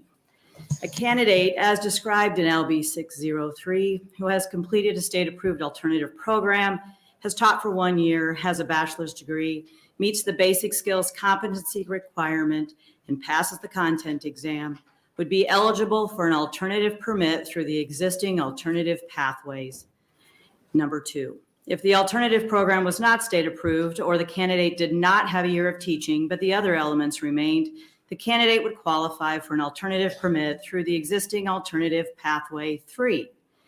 Because LB 603 is very narrow in scope and candidates described in the bill would already qualify for existing alternative certification, there's no need to adopt this legislation as it is duplicative and does not serve to advance educator certification nor address shortage issues. NACD is also opposed to LB 603 because, as written, it appears to be very specific to certain types of programs that offer education preparation with standards that are less than those required of Nebraska institutions by Rule 20. In an internet search of an alternative program that would meet LB 603's requirements, NACD discovered, for example, that one program required less hours in practicum and student teaching than Nebraska institutions must offer. NACD is disappointed that in essence, LB 603's intent is seemingly to open the door to specific programs outside of the state for a license that is already available to candidates. This bill puts Nebraska educator preparation programs at a disadvantage, and NACD believes that no state senator should support that sentiment. While we appreciate the efforts to expand certification pathways, LB 603 as introduced does not assist with increasing the number of qualified certified teachers in Nebraska, but rather provides a path for specific outside entities to do so without meeting Rule 20 standards. More alternative certification pathways do not equate to more people wanting to be teachers. It should be noted that NACD counted 11 alternative permits, and those are in the areas that were mentioned earlier: a career ed, military, returning to the workforce, transition to teaching, and those delivery models are traditional, hybrid, online, and delivery. NACD is opposed to LB 603 and urges the Education Committee not to advance it to avoid duplication of already existing alternative licensure, as well as to maintain the standards and integrity of educator preparation in Nebraska. I'm happy to answer any questions that you might have. Thanks for being here. Any questions from the committee? Okay, I'm just going to ask one. Absolutely. And again, it's just because I probably don't follow exactly what it takes to become a teacher, but I certainly will be, because that's all we're talking about. So what happens if you have a 40-year-old that comes onto the university or any of these other schools that you've listed here? Mhm. Tell me what you would do with that person based on the education they already have, and that they might want to decide to go back and teach. You bet. The Nebraska Department of Education rules dictate the type of teaching certificate and endorsement and requirements someone has to meet. So even someone coming in on an alternative certificate will still have to meet all of those requirements to move to a full license. Okay. The first question is, what do you want to teach? And sometimes they have a very definitive idea, and sometimes they say, well, what can get me into the classroom faster? The second question then is, well, let's take a look at your transcripts and see what you have. So for example, if they had a bachelor's degree in business, perhaps, they may already be qualified for one of the 11 alternative certificates available, say the transition to teaching, which means you can start day one, you've got a job, and you concurrently are finishing your education while you're already in the classroom. Or one of these other alternative pathways that are on the NDE website, completing, percentages of coursework, having a year of employment. There are a lot of variations and quite a lot of flexibility in what we already have. And I know that our institutions in state offer alternative certificate programs right now. So I guess we just want to make sure that we're using what we have versus creating additional pathways, because again, I'm going to go back to, if there are no people to take advantage of those, more pathways don't really make any difference. And would you say that you have older individuals? When I say that, not Non-traditional. non-traditional. Thank you. I don't know the verbiage of all these things. Just Life experience. So the life experience. So say, can you really speak to that? Like, I don't have are they numbers coming to back? provide Yeah, you. if you can get some from these Yep, groups, absolutely. I'd like to know, because if they're not getting them, or they're not seeking them out, or they're not trying to bring them in to say, hey, there's a lot of people after 7 years, they might want a new path, and maybe they would consider something like Yes, this. no, and I can absolutely get those numbers. I would say right now we have parent-to-teacher programs that are offered out of these institutions. We have graduate programs that either lead to a master's degree or just only a certification without a terminal degree, so that those non-traditional or second career people can enter the classroom. Those folks, because they already have a bachelor's degree, will enter the classroom much sooner than they finish their program on one of these alternative certificates that currently exists. Very good. Well, thanks for your time. Any other questions real quick? Thank you, Vice Chair Albright. Thank you for your testimony. You bet. But you're saying that this program we're talking about here is not more conducive to putting people in the teacher workforce? I don't know than anything your- about this program per se. Than your existing alternative. The candidate's qualifications as outlined in the bill would already qualify for an alternative certificate that's on the books with the Nebraska Department of Education right now. So there is no need to do anything different. If a candidate completes a program, whether it's the one that testified or something different and comes to Nebraska, we've got an alternative permit without needing to approve someone that doesn't meet Rule 20, that Nebraska institutions are held to prepare teachers, whether they're doing an alternative certificate pathway or a traditional pathway. Okay. And what you're describing that's already in place doesn't pose any additional obstacles to entry into this profession? The same obstacles as any licensed profession. There is some preparation that is required because you do have to have a license to be able to do this. But I would say no more barriers than, I guess I'm not really sure what your question is in terms of. No more barriers than what we're talking about here with this. No, you complete a program and that doesn't fully meet Nebraska certification requirements. So you're issued an alternative certificate and then you have a certain period of time to complete that while you're on the job so that you can get that full license. That would be the same as I'm reading this bill in terms of what current Nebraska rule dictates in terms of licensure. Okay, thank you. Mm-hmm. Any other questions? Senator Conrad. Sorry, and thank you, Vice Chair Albright. And maybe I should have asked this to the company's representative. I'm sorry. I'm just not quite sure I understand how this company works or this nonprofit organization works. So they basically act as like a concierge service to help individuals who might qualify for alternative certificates navigate that process. Is that and how it works in your point? I don't know. Okay. So I'm not the one to answer that. Sure. I do know if a candidate would come to us having completed, and this is any of our schools, having completed an alternative certificate somewhere, we as higher ed have to just make sure some things are in place because we're required to by rule, but then would quite honestly recommend them most likely for an alternative certificate that's on the books while they met the rest of the requirements leading to full licensure. Okay, that's helpful. Thank you. Sorry. No, that's okay. I probably should have directed it to another testifier. It just popped into my brain now while you were in the chair. Thank you. Other questions? Okay, I'm going to just ask one real quick one. So if that person came to continue their education, would it be $1,500 or would it be significantly more depending on the area of expertise they have? I think when you look at preparation, I mean, we all sit here in Nebraska and we know that we have a state college system, a private college system, and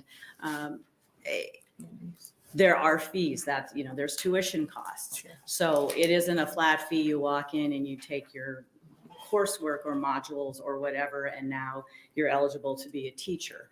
And so I'm not sure that dollars spent equates prepared for certification.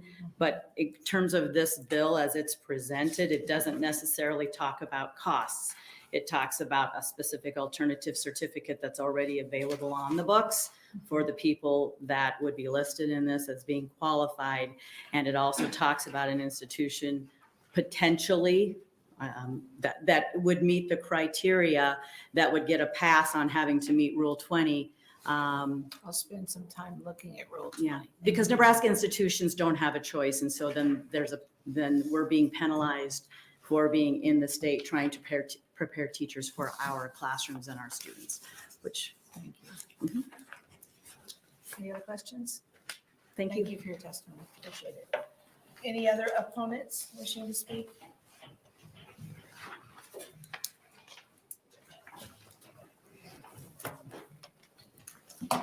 Hello again. Hello.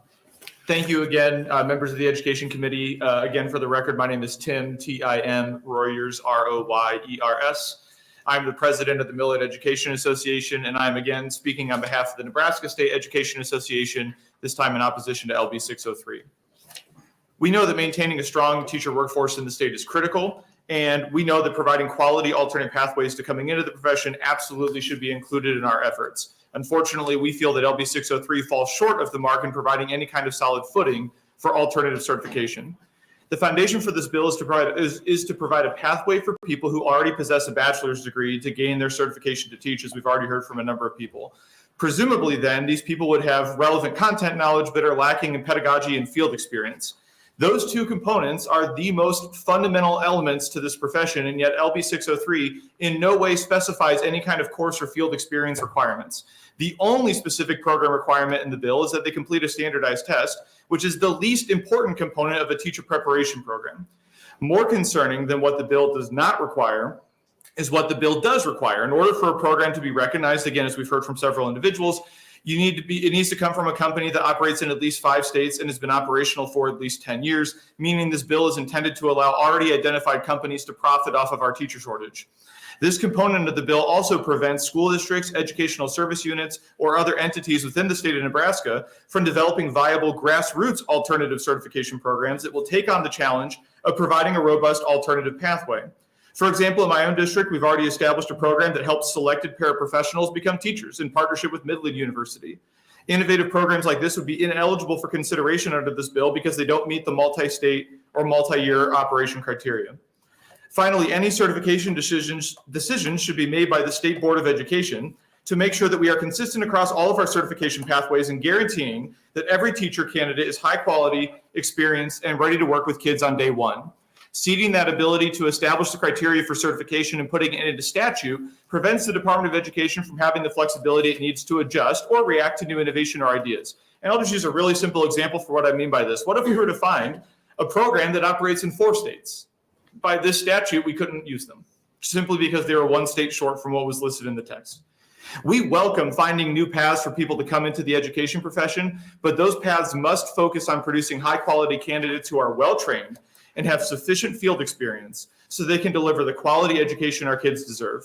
Unfortunately, LB 603 fails to establish robust requirements, takes agency away from the State Board of Education, and is written in a way to allow existing out-of-state programs to profit rather than encouraging our local partners to innovate and develop strong programs. I strongly urge you to oppose advancing LB 603 to general file. Thank you. Thank you for your testimony. That was quick. Anyone have any questions? Oh, yes. Senator Wayne. Chief, do this first, please. We haven't heard. What ways do you envision to create some new pathways or alternatives? Like what do you have? What has the association talked about? We have some existing ones on the books that we could certainly strengthen. I think in Omaha, the TAP program is one that a number of my colleagues have come through that fit a lot of the criteria that's in this bill. They had a bachelor's degree, just not in education. So they go to UNO for a year, and then they're placed into a partnering district like Millard or OPS or another district in the metro. I know you referred to the cost of that. It's obviously more expensive than $1,500. However, those hours count as grad hours, and the 2 primary consideration for a teacher's placement on its salary schedule is years of service and the amount of graduate hours they complete. So although there is an increased cost element to that, it also leads to an improvement in their salary when they're hired by that district. So that's one example. The other main thing I think we need to focus on is just we need legislation that's going to help us in our grow our own efforts that were discussed on the preceding bill. In Millard, for example, we started to build clubs that are helping encourage kids to become teachers as early as 1st or 2nd grade if they've got that love of working with other kids, and then encouraging districts to take on the responsibility of mentoring and training individuals that want to become educators. For me, the bottom line is I grew up in Millard. I graduated from Millard West in 2003, and I went back to Millard West because that was home for me. And I think that's a sentiment that a lot of educators share is they want to go back to their community and teach. So for me, the better kind of pieces that we need to be working on are what are alternative pathways to focus on recruiting people from within the community and giving them the space to learn and grow as educators so that way they can come and work in our schools. Those are the kinds of programs that I want to see us develop. So that sounded like a 10-year plan. What are we going to do in the next 4 years when we don't have teachers that are we're going to have students without teachers? What are we going to do in the next 4 years? No, certainly a big element of what I just said is very long-term. If we're talking about encouraging 2nd graders to become teachers. The second part of that, though, is much more short-term, which is we can, within a year, get somebody ready to teach. But rather than having that year of time be dedicated to cram for a standardized test to see if you can figure out if you're a good test taker, why don't we give districts the space to say, let us take on the liability of that individual, train them, mentor them, give them that placement experience, and then move them into a teaching role. But aren't they essentially doing that now if they go work for a school? Isn't that school doing the exact same thing? I mean, OPS just isn't going to hire this person from an alternative. Sure. Not have any supervisors, not have any principals, not have any. And if they're a bad teacher, aren't they going to get rid of them within that year? So the thing you just described, right, it doesn't start here. It starts when they get hired. We're saying for people that don't have that education background, like that pedagogy background, they're going to need that additional field experience to help get them caught up to speed. Right now, there's no ability for us to do that without any changes in Rule 20. But that burden's on the school district if they hire them, right? Underneath here. That burden is on the school district for any employee that they hire. We're saying that a viable alternative would be to give them additional time before we hire them. That's the piece that we feel is missing right now that would really help fill that gap. Okay, so walk me through that. How do you get additional time before you hire them? Aren't they still interacting? Isn't the additional time actually interacting with students as a student teacher? Sure it is, but it's a difference between being, hired under contract as a first-year educator versus, think of it as like a student teaching or a practicum experience. And practice, let's talk about that. We're not talking philosophy. We're talking about practice. What is that practice? What is the difference practically in the classroom? So when I'm talking about like practicums to student teaching, so like for me, even in a traditional program, right? My initial practicum experiences where I was going, like I went into North Nottoway High School and Northwest Nottoway High School, I think were the two high schools I went into, and then Maryville High School were my three. Your first round, you're just doing observations, right? So you're watching an existing teacher and then you work with them afterwards. You talk with them kind of, hey, what were the methods? Why did you choose to approach it this way? Why did you provide those accommodations for that student? And who are you having that conversation with? Teachers? Yeah, the teachers that you're assigned to. Do you think that teachers right now in Omaha Public Schools and in Millard have time to do all that? They are currently doing it. With certain students who have been there, right? But I'm saying overall, what is the problem with bringing people who have real life experience and shorten that up to help solve this teacher crisis? I think that for a vast majority of students, I think it probably would go smoothly, full disclosure.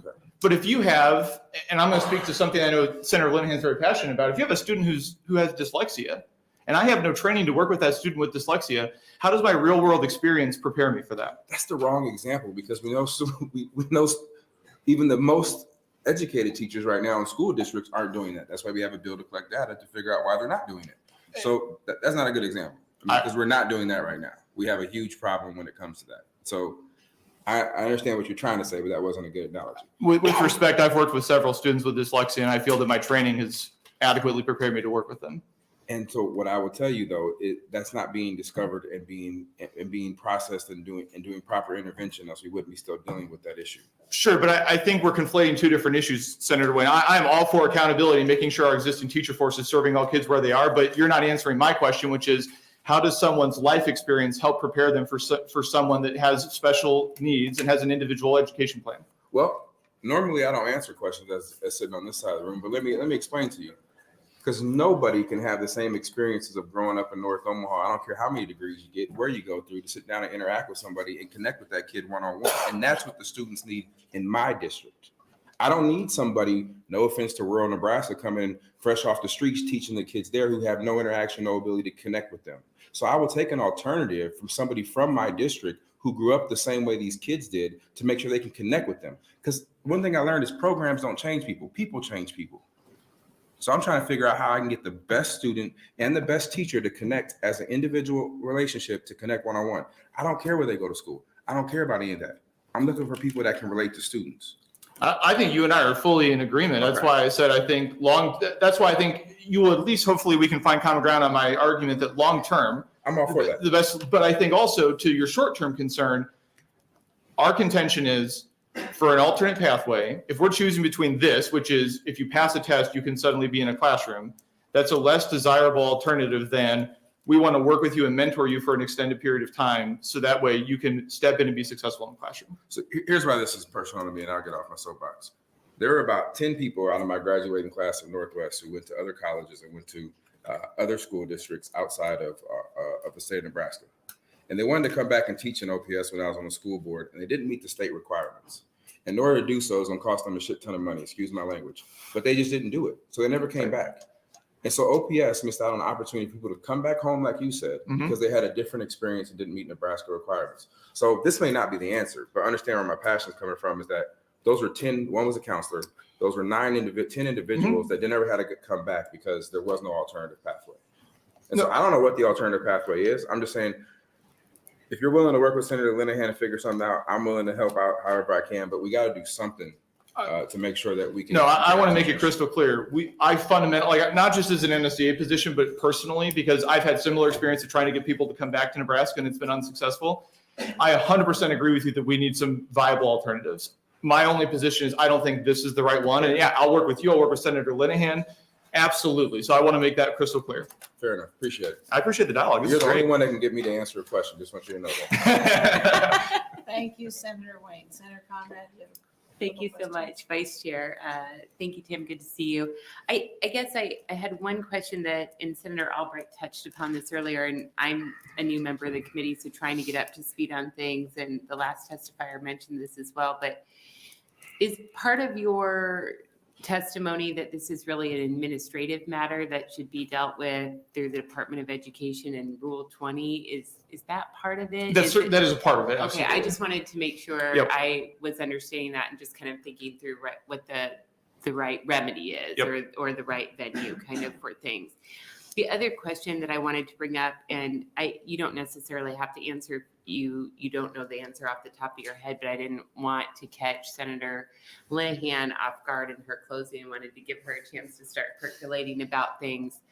But, one thing I was thinking about as I was reading the legislation and kind of reviewing it again, and it strikes me that this is special legislation or a closed class or both. Like, this seems to be written to assist a specific company with a specific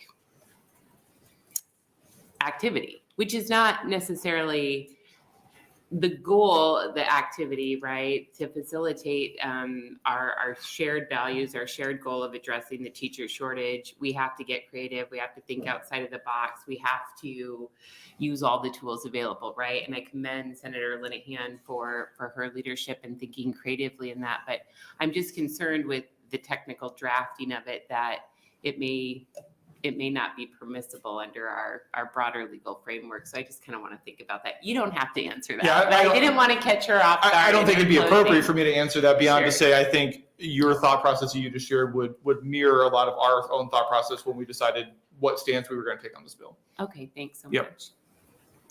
Any other questions? Thank you, Senator Conrad. I do have a quick question for you. You keep referencing the number of states that this program would be in, how long somebody should have been in a particular field.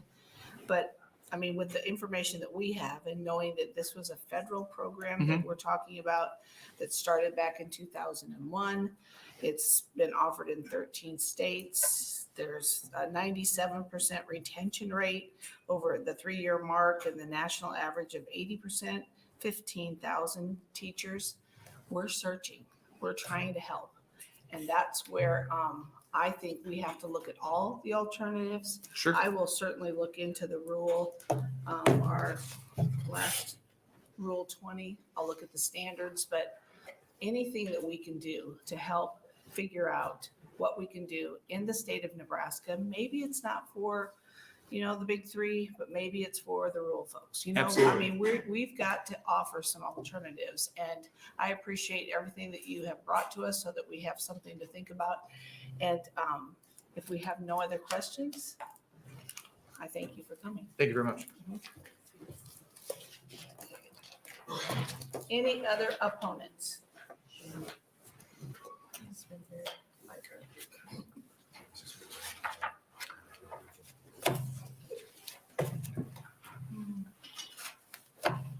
Madam Chair, I do apologize for cussing. It's been a long summer and I haven't got back into the professional mood. I'm gonna start today. You have my promise. We will look to bleed that word.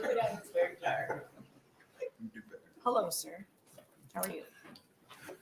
Hello, I'm Jim Walter, JIMWALTER.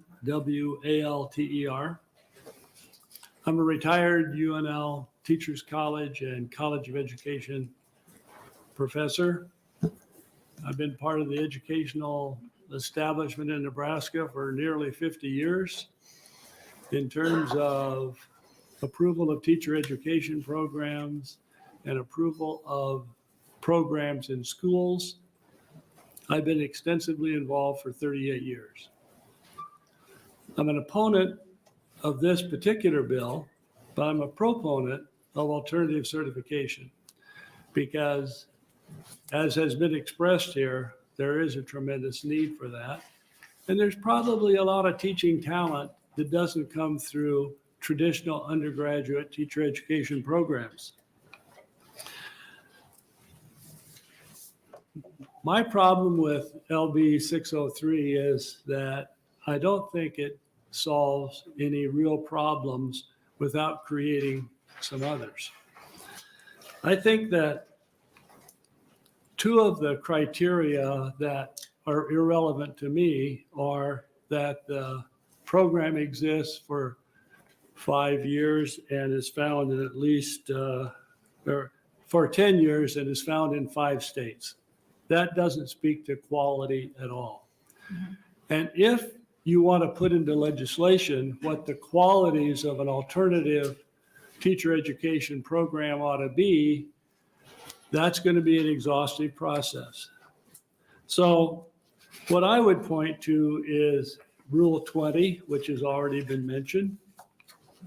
In Rule 20, which is a 19-page document, and a document that I cursed when I was actively working in teacher ed, because it does specify in great detail what the qualities ought to be. But in that particular rule, on page 5, there is a good description of how the Commissioner of Education can provide alternative approval for alternative teacher education programs subject to the review of the state board. It seems to me that the issue being discussed here belongs either in Rule 20 or in some other rule by the Department of Education. I want to reiterate something that was mentioned earlier, and that is the involvement of teacher candidates in field experiences in the schools. Having alternative experiences or life experiences that prepare you to teach are one thing, but to sit down with children in a real school and go through the rigors of what the classrooms provide is a whole different thing. So whatever the alternative certification program might be, it should involve supervised field experiences as they're going through the program. The other thing is a teacher education program isn't just a series of courses taken in whatever fashion fits somebody's lifestyle.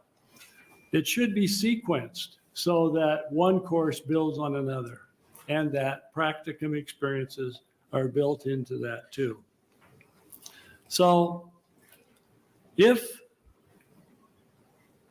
alternative certification needs to be clarified better, I think it resides in the State Board of Education and not in law. Thank you very much. Appreciate it. Any questions for Mr. Walter?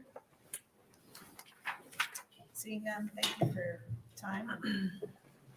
Any other opponents?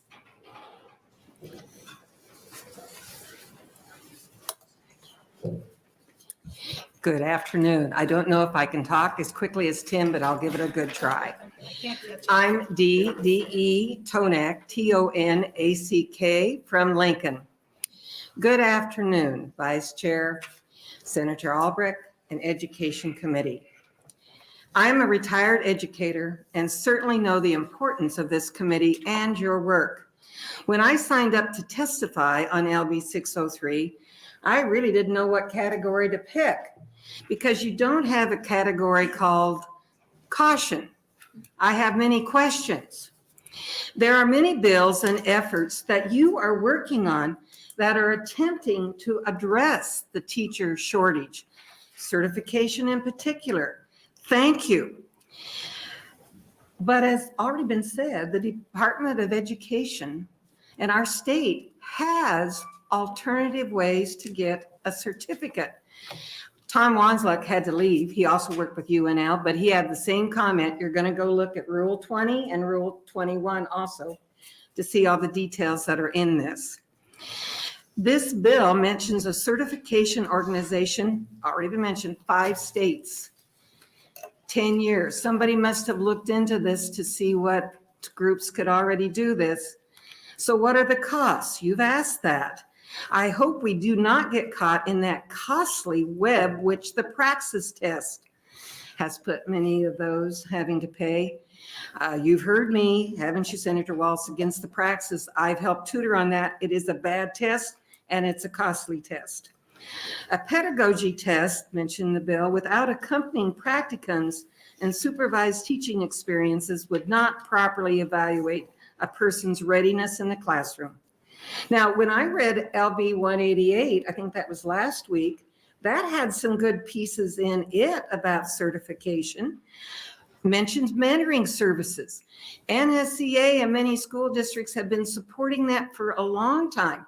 Maybe look at some of your other bills, as you often do, and try to find a good blend. Long ago, I received an additional certification in physics to add to my certification in mathematics and English. But that was after several classes and some good pedagogy workshops. By the way, Dr. Walter was part of my path to teacher education, and you can tell he was very good at it. I have to add a piece. I don't have the yellow light yet. Senator Wayne, this isn't in this bill. How can we get teachers? Well, we can pay them a heck of a lot more. That's a start. And I'm sure you've heard from other people the challenges, all the things that they're trying to do now. And there is an angry mode, a discipline problem.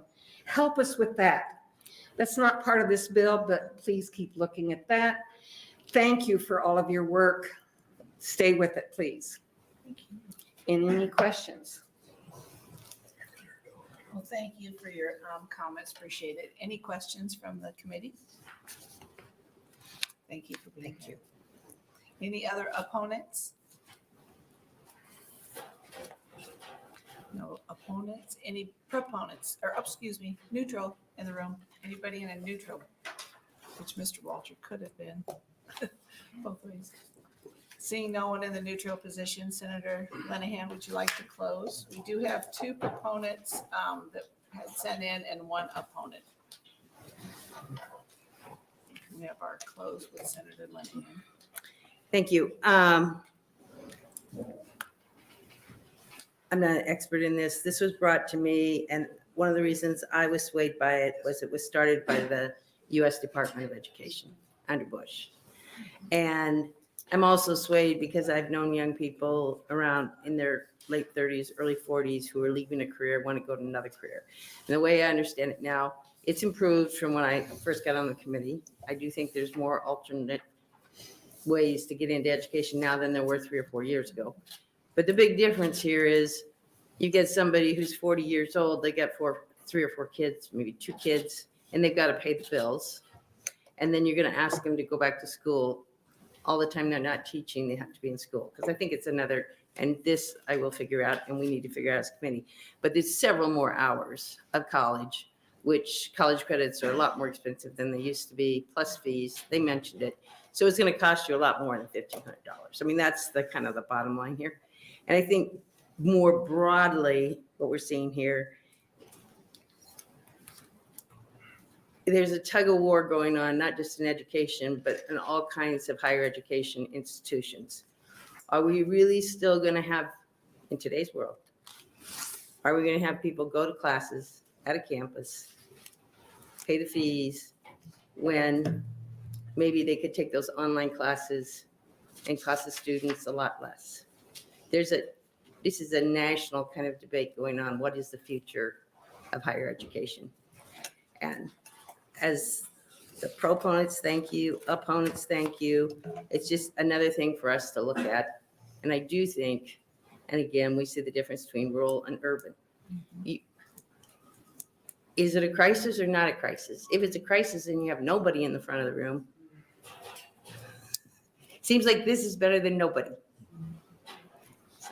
Or sub, and a different teacher every 4 or 5 days, or a distant teacher, you would know, Senator Walz, a child doesn't like to have a different teacher every 2 or 3 weeks. It's not the best situation. So Thank you for your comments. Any questions from the committee? Seeing none, thank you for LB 603. Back to you.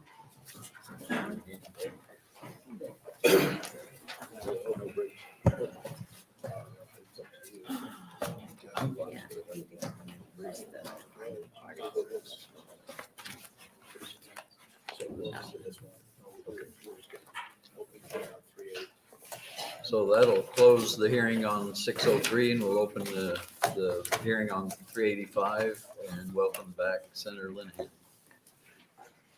good afternoon, Chairperson Merman and members of the Education Committee. I am Luann Linehan, Louann, and I am from Legislative District 39, Elkhorn and Waterloo. Today I'm introducing LB 385 and also passing out, an article that was in this, Joe Dacre had from this morning's Omaha World Herald, teacher shortage worsening across state reports. Nebraska is lacking teachers. Compared to other states, our teachers are feeling more stressed and overworked. A survey by the Nebraska State Education Association reported that 63% of the teachers felt more stressed than previous years. 70% of those teachers also reported they covered classes for colleagues. According to the Department of Education, last year there were 768 unfilled positions in Nebraska. 46% of school districts reported that those positions were unfilled because there were no applicants. The lack of teachers in Nebraska is an issue that must be addressed immediately. There is no future for Nebraska if we do not have teachers to instruct the next generation of Nebraskans. What I am proposing with LB 385 is a way to incentivize teachers to stay in Nebraska and to stay in teaching. If a first-year teacher completes 1 year of teaching and signs a contract for a second year, they will receive a retention bonus of $5,000. The bonus will also be available between their second and third year and their third and fourth year. And that comes from talking to administrators. I was at a meeting where both the stratas were at, and when this came up over a year ago, they lose teachers between the first, second year, second and third year, and third and fourth year. It's tough being a new teacher and they're getting other jobs and you're at the lowest part of the scale when you start. So this was an idea, and as Senator Walz knows, we worked on it last year. The difference with this and last year is we had to pay, it had to go to student debt. Teachers, if they're working for a public institution or nonprofit, they don't have to pay their student loans. So we're not doing anything for them. They don't have to pay their student loans. So this would enable basically 3 years of teaching, you get $15,000. And to address other shortages, because I've been told by community colleges that we have, I will say hundreds, but I felt more like thousands of juniors and seniors who could be taking college credit courses, but we don't have dual credit teachers. And we are short of special education teachers, and we're short of math teachers, and we're short of science teachers. So if you are a teacher now and you go back and you get a special ed certificate, math, science, a dual credit certificate, you get $5,000. To accomplish this, separate high-end retention grant can be obtained by teachers who meet the full qualifications. It is my intention that this bill is not the only way that school districts incentivize teachers to stay in their districts. It's my hope that school districts will adopt more policies that will incentivize teachers' recruiting and retention. I did note, I think it was Papillion La Vista just passed a resolution that they're going to pay all their employees a $3,000 retention bonus this year. Bus drivers, kitchen help, paras, everybody. And it is what seems to work. It's what you see private companies doing. If you want people to stay, you have got to pay them. And this money, these funds, would be my intention. They would come out of the general fund and not go through the school system. So the schools don't have to worry about them. It doesn't affect their needs or their resources. It's outside the formula. It's outside of the school's budget. It's between the state of Nebraska. You'd have to run it through the Department of Ed, but it would just be from us, Department of Ed, to the teacher. not bookwork or bookkeeping for the school and not to mess up their needs.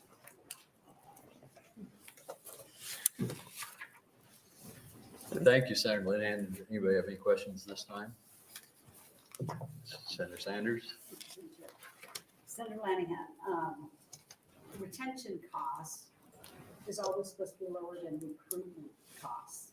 Do you know approximately what we spend on recruitment versus what we would spend on retention? I do not know. I would, it sounds like, right, I mean, I see the ads in the papers, we all do for teachers. I assume there's websites. I assume they do other kind of, you know, you got any cousins that want to teach? You have a little brother or sister, those kinds of things.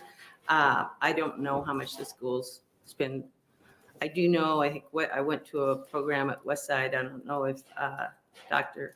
Lucas is still here, but they are doing the high school, trying to get students interested in teaching. And another thing that I do, and sure, Dr. Logan mentioned this, and I think actually Dr. Bloomstead mentioned this too. This first generation thing is a real deal because historically, and this is both more, I think, from Dr. Bloomstead, but I think maybe Dr. Lee mentioned this too at UNO. Teachers have historically come from first generation college students because who did they know that went to college? Their teacher. So when they think about going to college, they think about being teachers. So the programs that we're working on, especially I know UNO and other colleges are working on to keep first generation students in college is very important if we're going to fill this teacher gap. But going back to the last bill, even doing that, that's still 4 years from now. The last bill, and I'm not saying it's perfect, I'm willing to work with anybody to make it better, but we got a crisis right now. So we can't just do one thing. If it is a crisis, which I believe it is, we're going to have to do several things. You're welcome. Any other questions? If not, thank you. Any proponents for LB 385?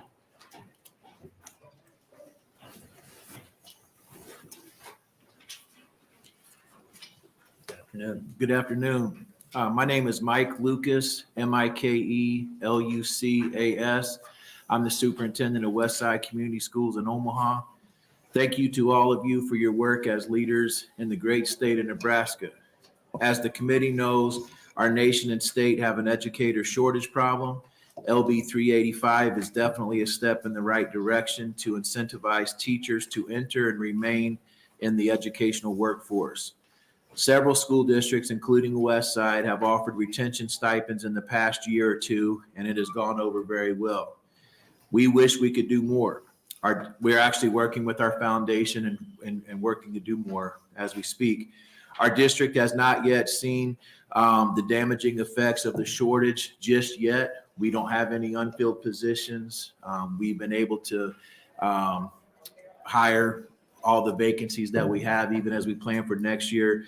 But we want to definitely stay proactive as this is a large concern. LB 385 could help pave the way to a more sustainable approach across the state and from district to district. Several high needs areas are targeted, as you know, to include special ed, math, science, and technology. That can help in all areas of the state to include rural Nebraska. I often think about my first 6 years as a superintendent in beautiful Franklin, Nebraska, part of Senator Merman's legislative district. And back in 2003 to 2009, when I was lucky to be a flyer, we struggled to get applicants. We made some really good math and science hires, but we took them from Wilcox, Hildreth, and Minden. And so this would be something that would help all of Nebraska, to include Omaha. Senator Linehan just made a very great point in her opening.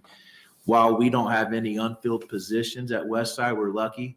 We are not able to offer all the dual credits that we could curriculum-wise because we don't have the certification of teachers in some key spots, and we're working on that as well. So again, thank you for all you do, and I'd be happy to answer any questions you might have. Thank you. Any questions for Mr. Lucas? If not, thank you very much. Thank you. Any other proponents for LB 385?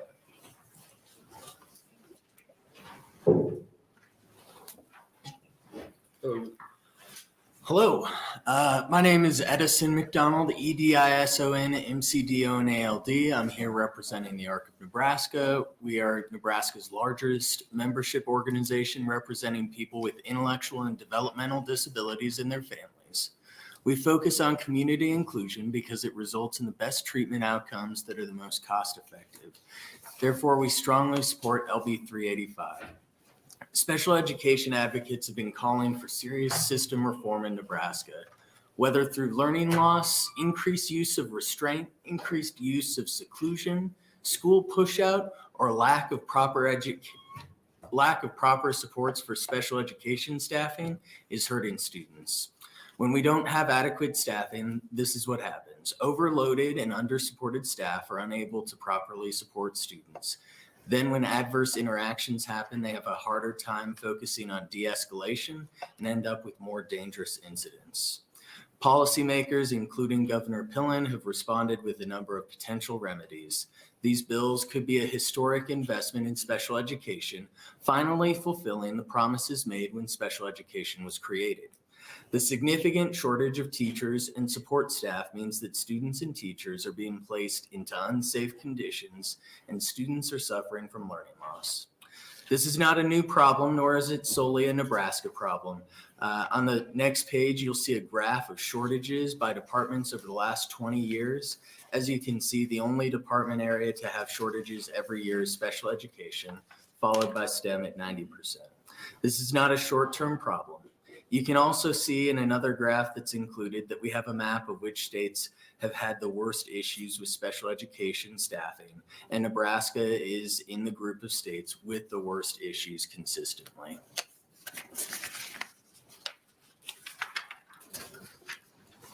While this is not new, COVID has really exploded the impacts. Pre-COVID, between the 2015, 2016, and 2016, 2017 school years, special educators were 11% more likely to leave the classroom and 72% more likely to change schools than general education teachers. Now it's clear those numbers are even higher. This issue will continue to be problematic unless we act. So we looked at what other states and districts have done to address this. In Georgia, Maryland, Hawaii, and Michigan, they've offered incentive bonuses ranging between $5,000 and $15,000 and have seen staffing shortages cut by half or more. This helps in several ways. It ensures the retention of current special education teachers, encourages teachers not currently using their special education certification to switch, helps to recruit new teachers, and helps to build and encourage a long-term pipeline.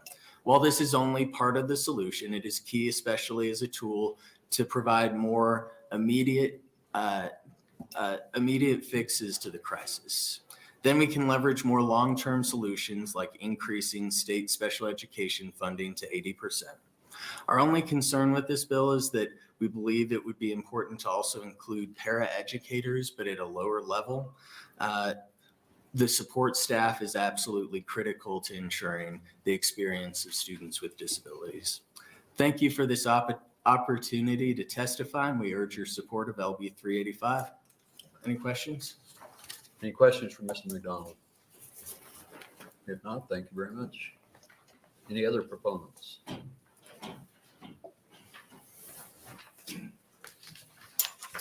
Hello. Thank you, Chairman Merman, members of the committee. My name is Colby Coash, C-O-L-B-Y-C-O-A-S-H. I represent the Association of School Boards. I'm also testifying on behalf of the Council of School Administrators and for NERCS. Similar to the first bill I testified on, this is not a new problem. This is just one more tool. A couple of things that I would like to point out that was really appealing about this approach that Senator Linehan did mention. First of all, it is outside the formula, and the mechanism goes directly from NDE to the educator. That's a clean line. That is helpful. We were very much appreciative of that approach to this bill. And then finally, I would add that as our members looked at this, they were very interested in the certification specializations that Senator Lynn had mentioned, special ed, mathematics, science, technology. And they wanted me to humbly request that the committee add agriculture education. As our members looked at this, they saw that as a difficult position to fill as well, and wanted to see if that could be part of this package to expand it just a little bit. That is my testimony. Thank you. Any questions for Mr. Kovash? Thank you, Chairman Merman. Thank you for your testimony here today. Do you or your organizations consider a program like this a long-term fix if we make it ongoing for teachers in years one?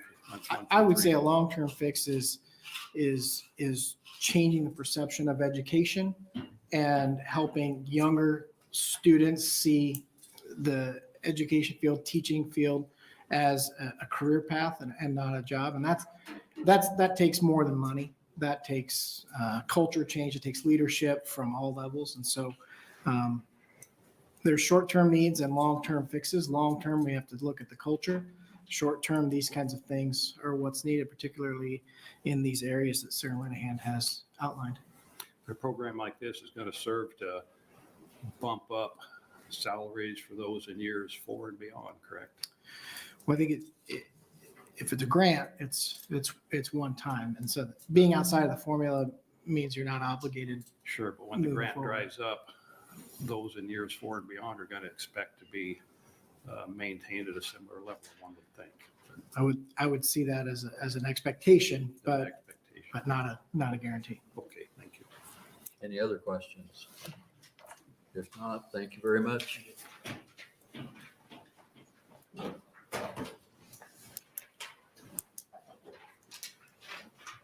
Good afternoon. Good afternoon, Chairman Merman and members of the Education Committee. My name is Courtney Wittstruck. That's COURTNEY WITTSTRUCK. And I am here representing all 6 Nebraska community colleges today. So I'm here to provide testimony in support of LB 385, which would create recruitment and retention grants for Nebraska teachers. According to a 2022 survey administered by the Nebraska Department of Education, the subject areas that are currently in short supply include the following, many of which Senator Linehan already mentioned, so I won't go through the whole list. But one of the things she mentioned, dual credit, special education, and several other things on my list, over 12 actually subject areas that are in need, which basically represents almost every area, almost every school district, and every type of teacher is in short supply, as you all know. In fact, also as Senator Linehan mentioned, an article in today's Omaha World Herald, it outlined just how critical the teaching shortage in Nebraska is. So at the beginning of the 2022-2023 school year, I think actually Senator Walz mentioned this earlier, there were 768 reported unfilled teaching jobs in Nebraska. And that number, the thing that really stuck out to me was that it's up nearly 60% over last year. So not over a decade, but over last year. And then that represents 2.75% of all teaching openings in Nebraska. So it's clear that the teaching shortage in Nebraska needs to be addressed and soon, as everyone I think has already testified. And accordingly, Nebraska's community colleges support LB 385 and its efforts to do so. Thank you very much for your time. Thank you, Ms. Wittstruck. Any questions? If not, thank you very much. Thank you so much.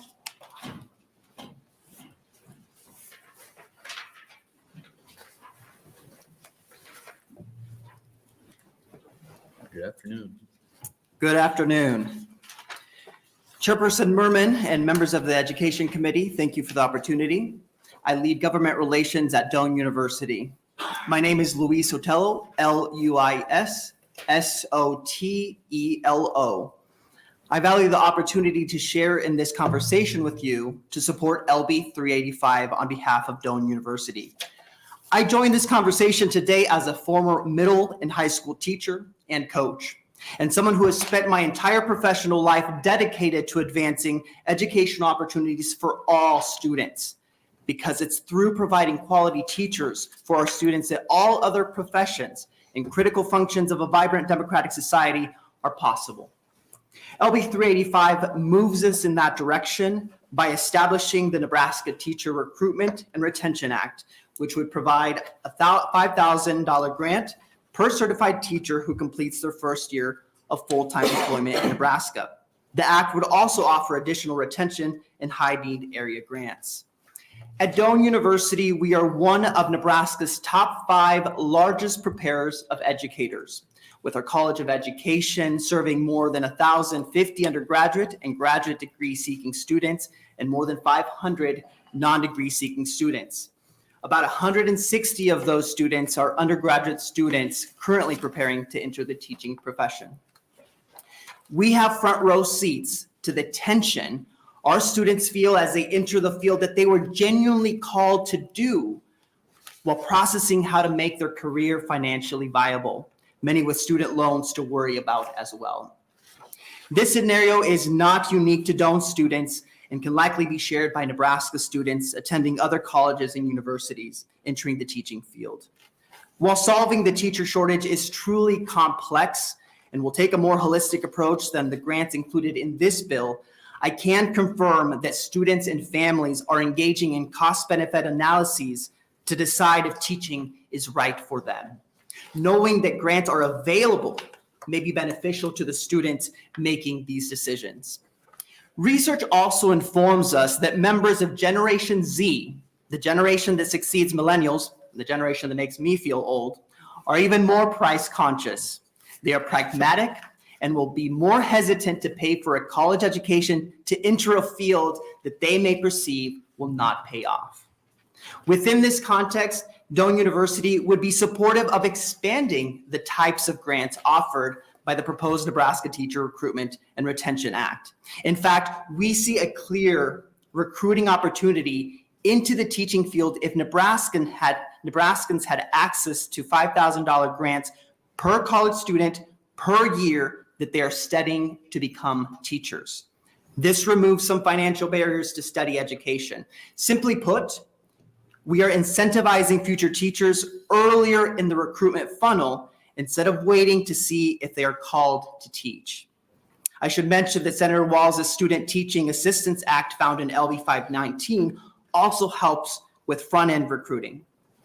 On behalf of Doane University, we want to thank you for your hard work and your willingness to collaborate with colleges and universities to reduce the teachers' shortage.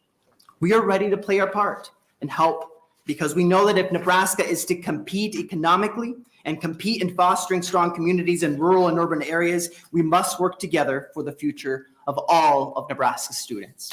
Thank you, and I'll be happy to answer any questions. Thank you, Mr. Sotel. Any questions for Mr. Sotel? Okay, thank you very much.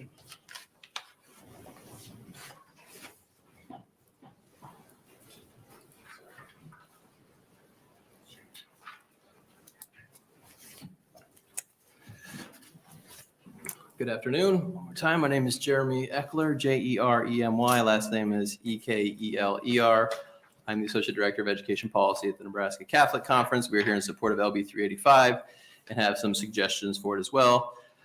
We are in support of the general approach of addressing teacher recruitment and retention issues. Catholic Conference was here consistently in past years to support bills related to educator workforce issues in Nebraska schools, including our support of Teach in Nebraska Today Act that passed last year and Senator Sanders' military spouses bill as well.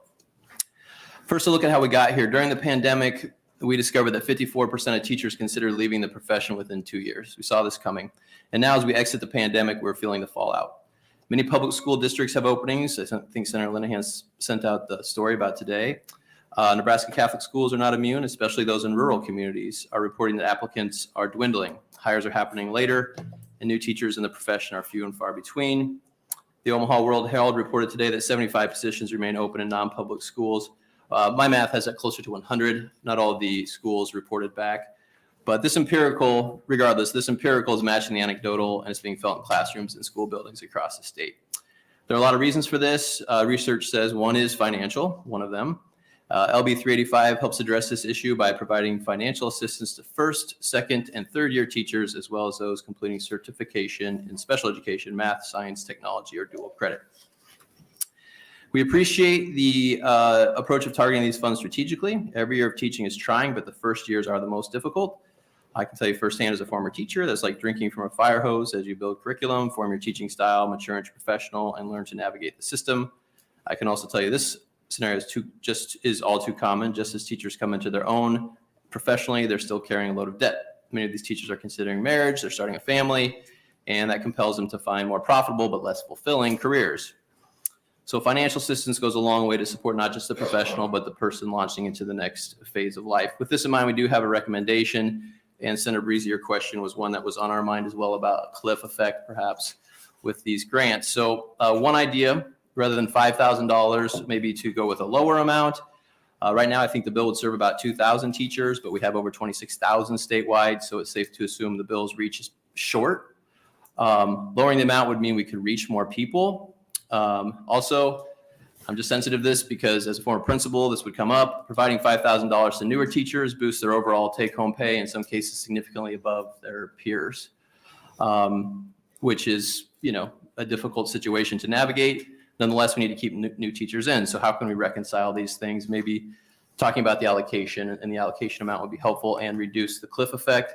The other thing, listening to the discussion here that's not in the notes, we focus this on areas of need in terms of content area. We could also focus on some immediate needs in terms of neighborhoods and areas, sparse areas, community eligibility provision neighborhoods, basically giving preference to the poor, the vulnerable, and where the needs most necessary right now. So in closing, we're excited to see the creative and collaborative approaches like LB 385. Just wanted to offer some suggestions, and I'm here for any questions.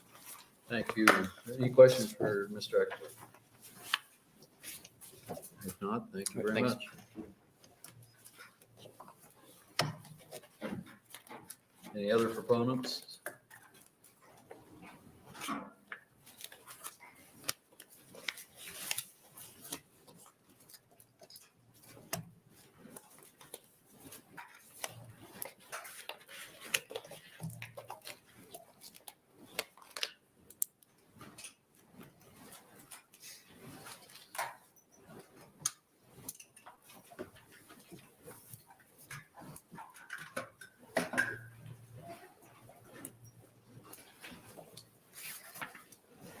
Thanks for coming up. Thank you very much. I'm probably the noisiest one coming up today. Chairman Merman and Senators of the Education Committee, my name is Andy, A-N-D-Y Schmidt, S-C-H-M-I-D-T.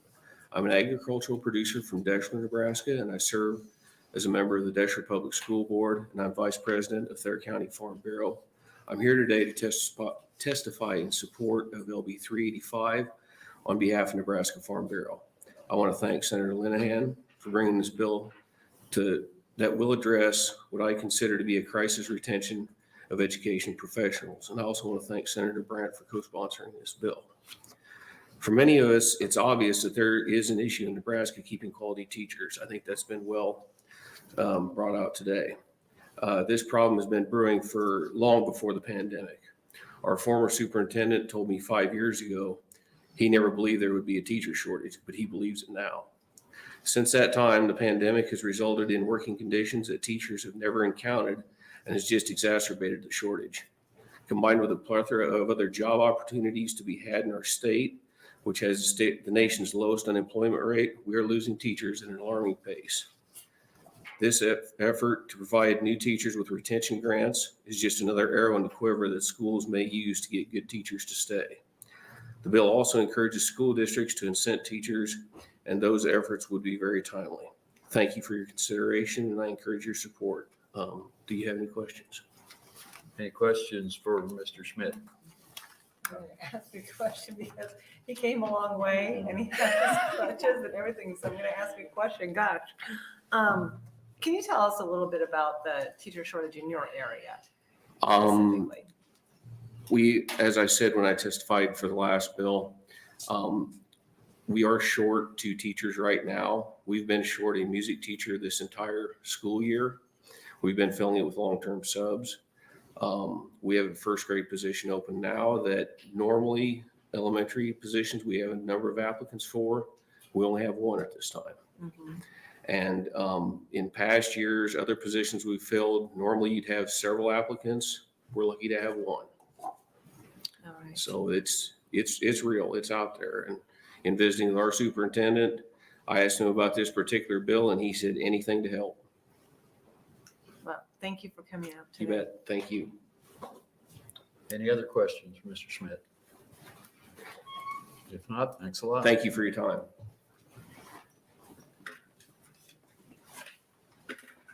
Any other proponents? Are there any opponents for LB 385? Anyone want to testify in the neutral position?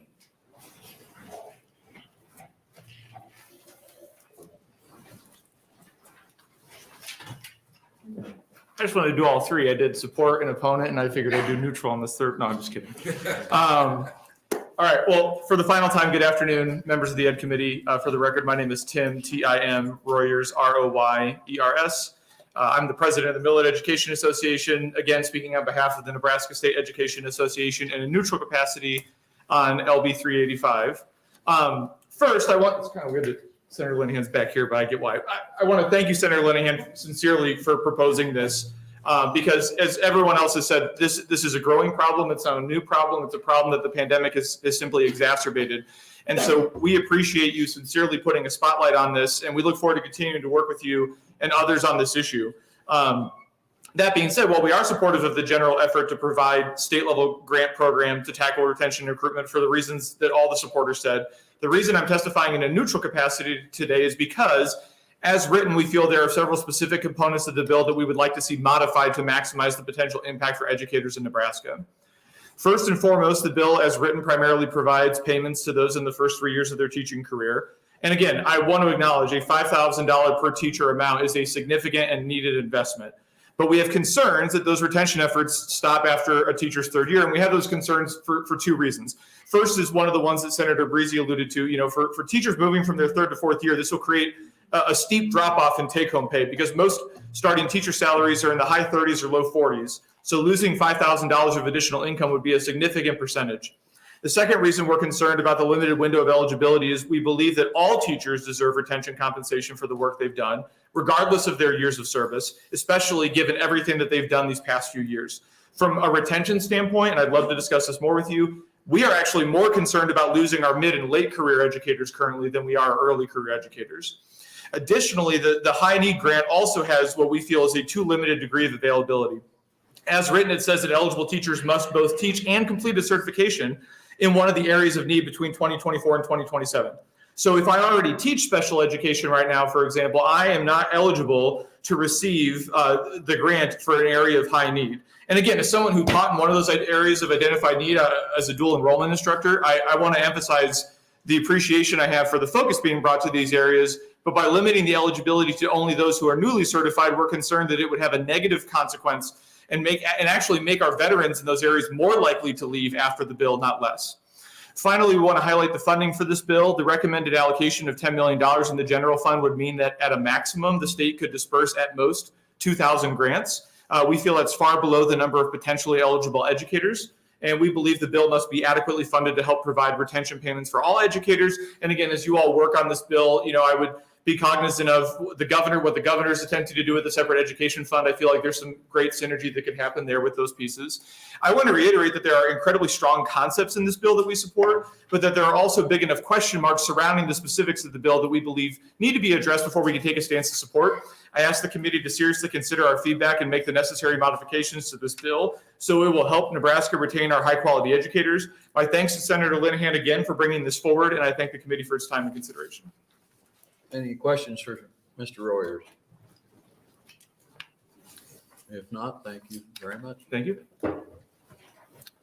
Any other testifiers in neutral position?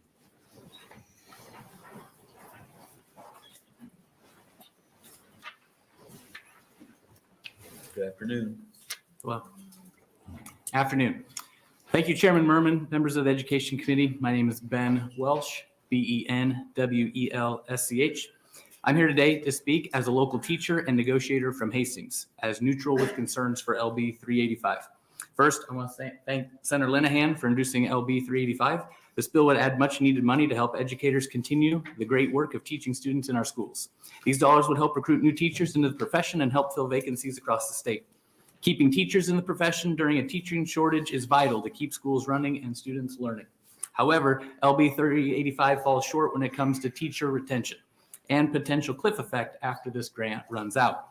As a local negotiator who works with our school board to support teachers through collective bargaining, I know the top priority of our districts is to compensate our educators equitably and fairly. We're always looking for ways to help recruit and retain our teachers in our district during those discussions. We weigh the needs of our new educators as well as our veteran educators. It's important that LB 385 do the same. We need to find the right balance of using these funds to not only recruit teachers, but also to retain the teachers who have worked tirelessly for our students for many years. I believe some changes to the bill would be more equitably and fairly help our teachers no matter where they are in their teaching careers. Others have already talked about the specifics of who is eligible. Others have already talked about the specifics of the LB $385. I want to focus how these teacher grants and incentives would stack up inequitably for educators across the state. Let me highlight a few possible scenarios of those disparities for teachers who could face with these grants based on how LB 385 is currently written to skew dollars towards recruitment. Take a first-year math teacher who's already getting a $1,000 signing bonus at their local school district. That teacher could also get a $2,500 Department of Labor grant as a math teacher. That's a total of $3,500 in incentives that were granted before the possibility of this LB 385, which would add $5,000 more dollars. Now, while $8,500 is great for teacher recruitment, it's not quite as fair to our veteran teachers who have already been teaching for many years. Some teachers could get 3 or more incentives in 1 year at the expense of others. Another example is a third-year career and technical ed teacher who receives the $2,500 Department of Labor grant. Again, you add the $5,000 to the LB $385 and they would get another $7,500. Again, great for retaining our younger teachers. But what we are doing, or what could we do for the fifth-year art teacher? Well, they don't get a signing bonus. There's no Department of Labor grant. There's no LB 385 money. That fifth-year art teacher doesn't qualify. Our 10, 20, 30-year teachers in social studies, music, English, and elementary would be eligible for $0 under LB 385 as written. There are no retainment dollars available to any of these other veteran teachers throughout the state. I'm asking the committee to consider making LB 385 equitable and fair by providing our veteran teachers with the opportunity to receive those incentive dollars as well. Our goal must be to support and help all our Nebraska teachers as we work to combat our teacher shortage. Thank you. Any questions for Mr. Welch? If not, thank you very much. Any other testifiers in a neutral position? If not, Senator Linehan, you're welcome to yours. And while she's coming up, we have 12 proponents for the bill, 0 opponents, and 0 neutral. I'd like to thank you, the committee, for sitting here all afternoon and listening to all this, and I would like to thank the proponents and opponents and neutral testifiers. I will work with people on the cliff effect.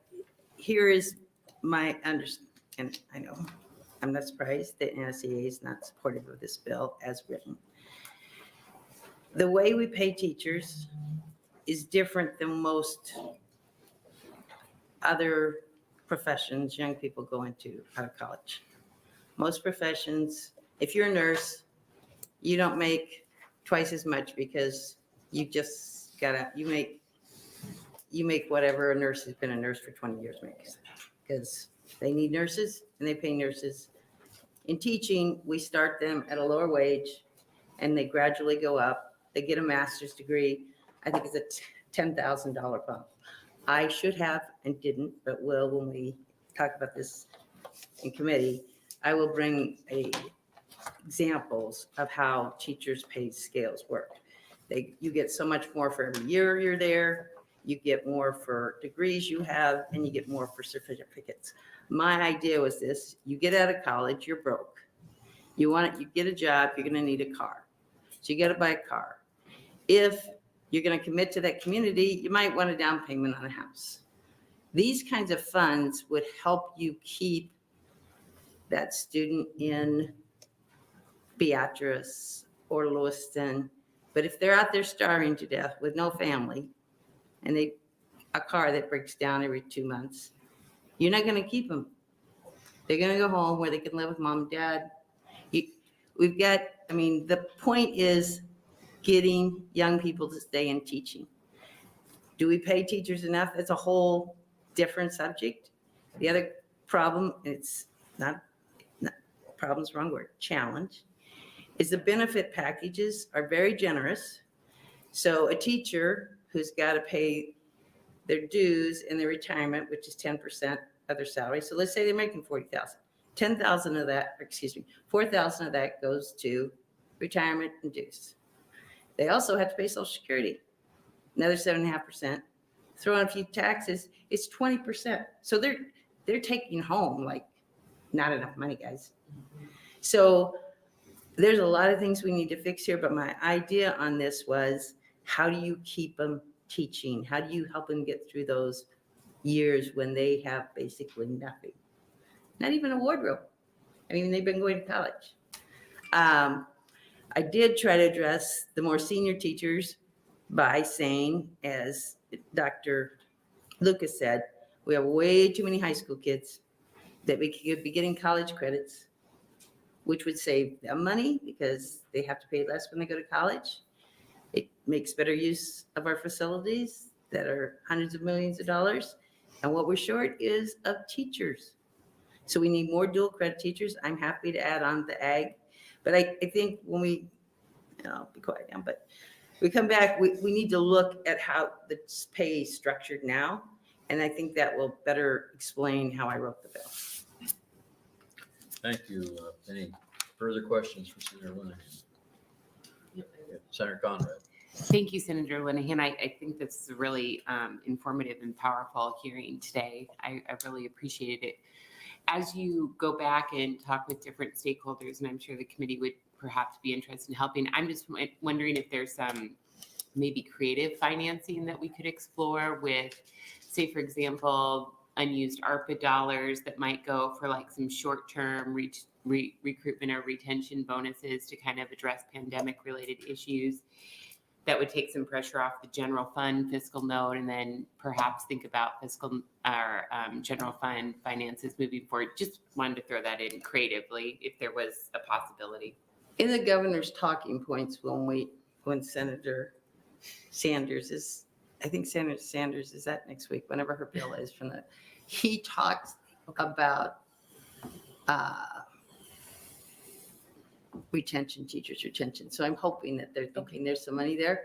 But yeah, I'm willing to do anything because you can't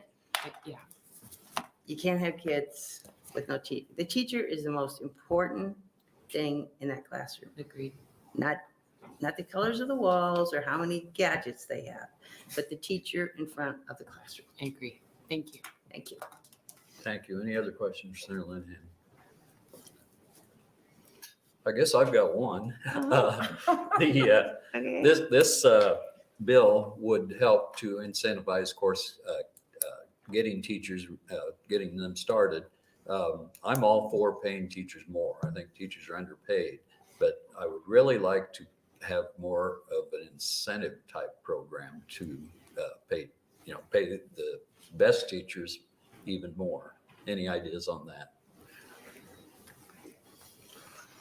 I know it's a complicated subject. It's very, very You don't have to complicated. answer it. But, No, I mean, I know this is a perennial argument, right, about how they're paid. I do think, and I was pulled up Miller's pay scale, and this is what we need to dig into. It's easier, I think, for some people to make more money because if you're a coach, you get a stipend. If you're this, you get, a lot of things that teachers used to do for free, frankly. They were expected to do things. My sister was a teacher for probably 30 years, and she didn't have any children. This just shows how much the world has changed. Not because she didn't want them, she didn't have children. So she was expected to sponsor the FHA club, sponsor the PEP club, be a class sponsor, teach home ec, and didn't get any extra money for that. So that's changed. I'm not saying it's great, but it's at least now you don't expect them to dedicate your whole life. Way back when, they used to tape teachers about how many kids they had or what they're, so it's gotten better. We still have some work to do. Thank you. Any other questions for Senator Linehan? Okay, thank you very much. That'll close the hearing for LB 385 and close the hearings for today. Thank you all for coming.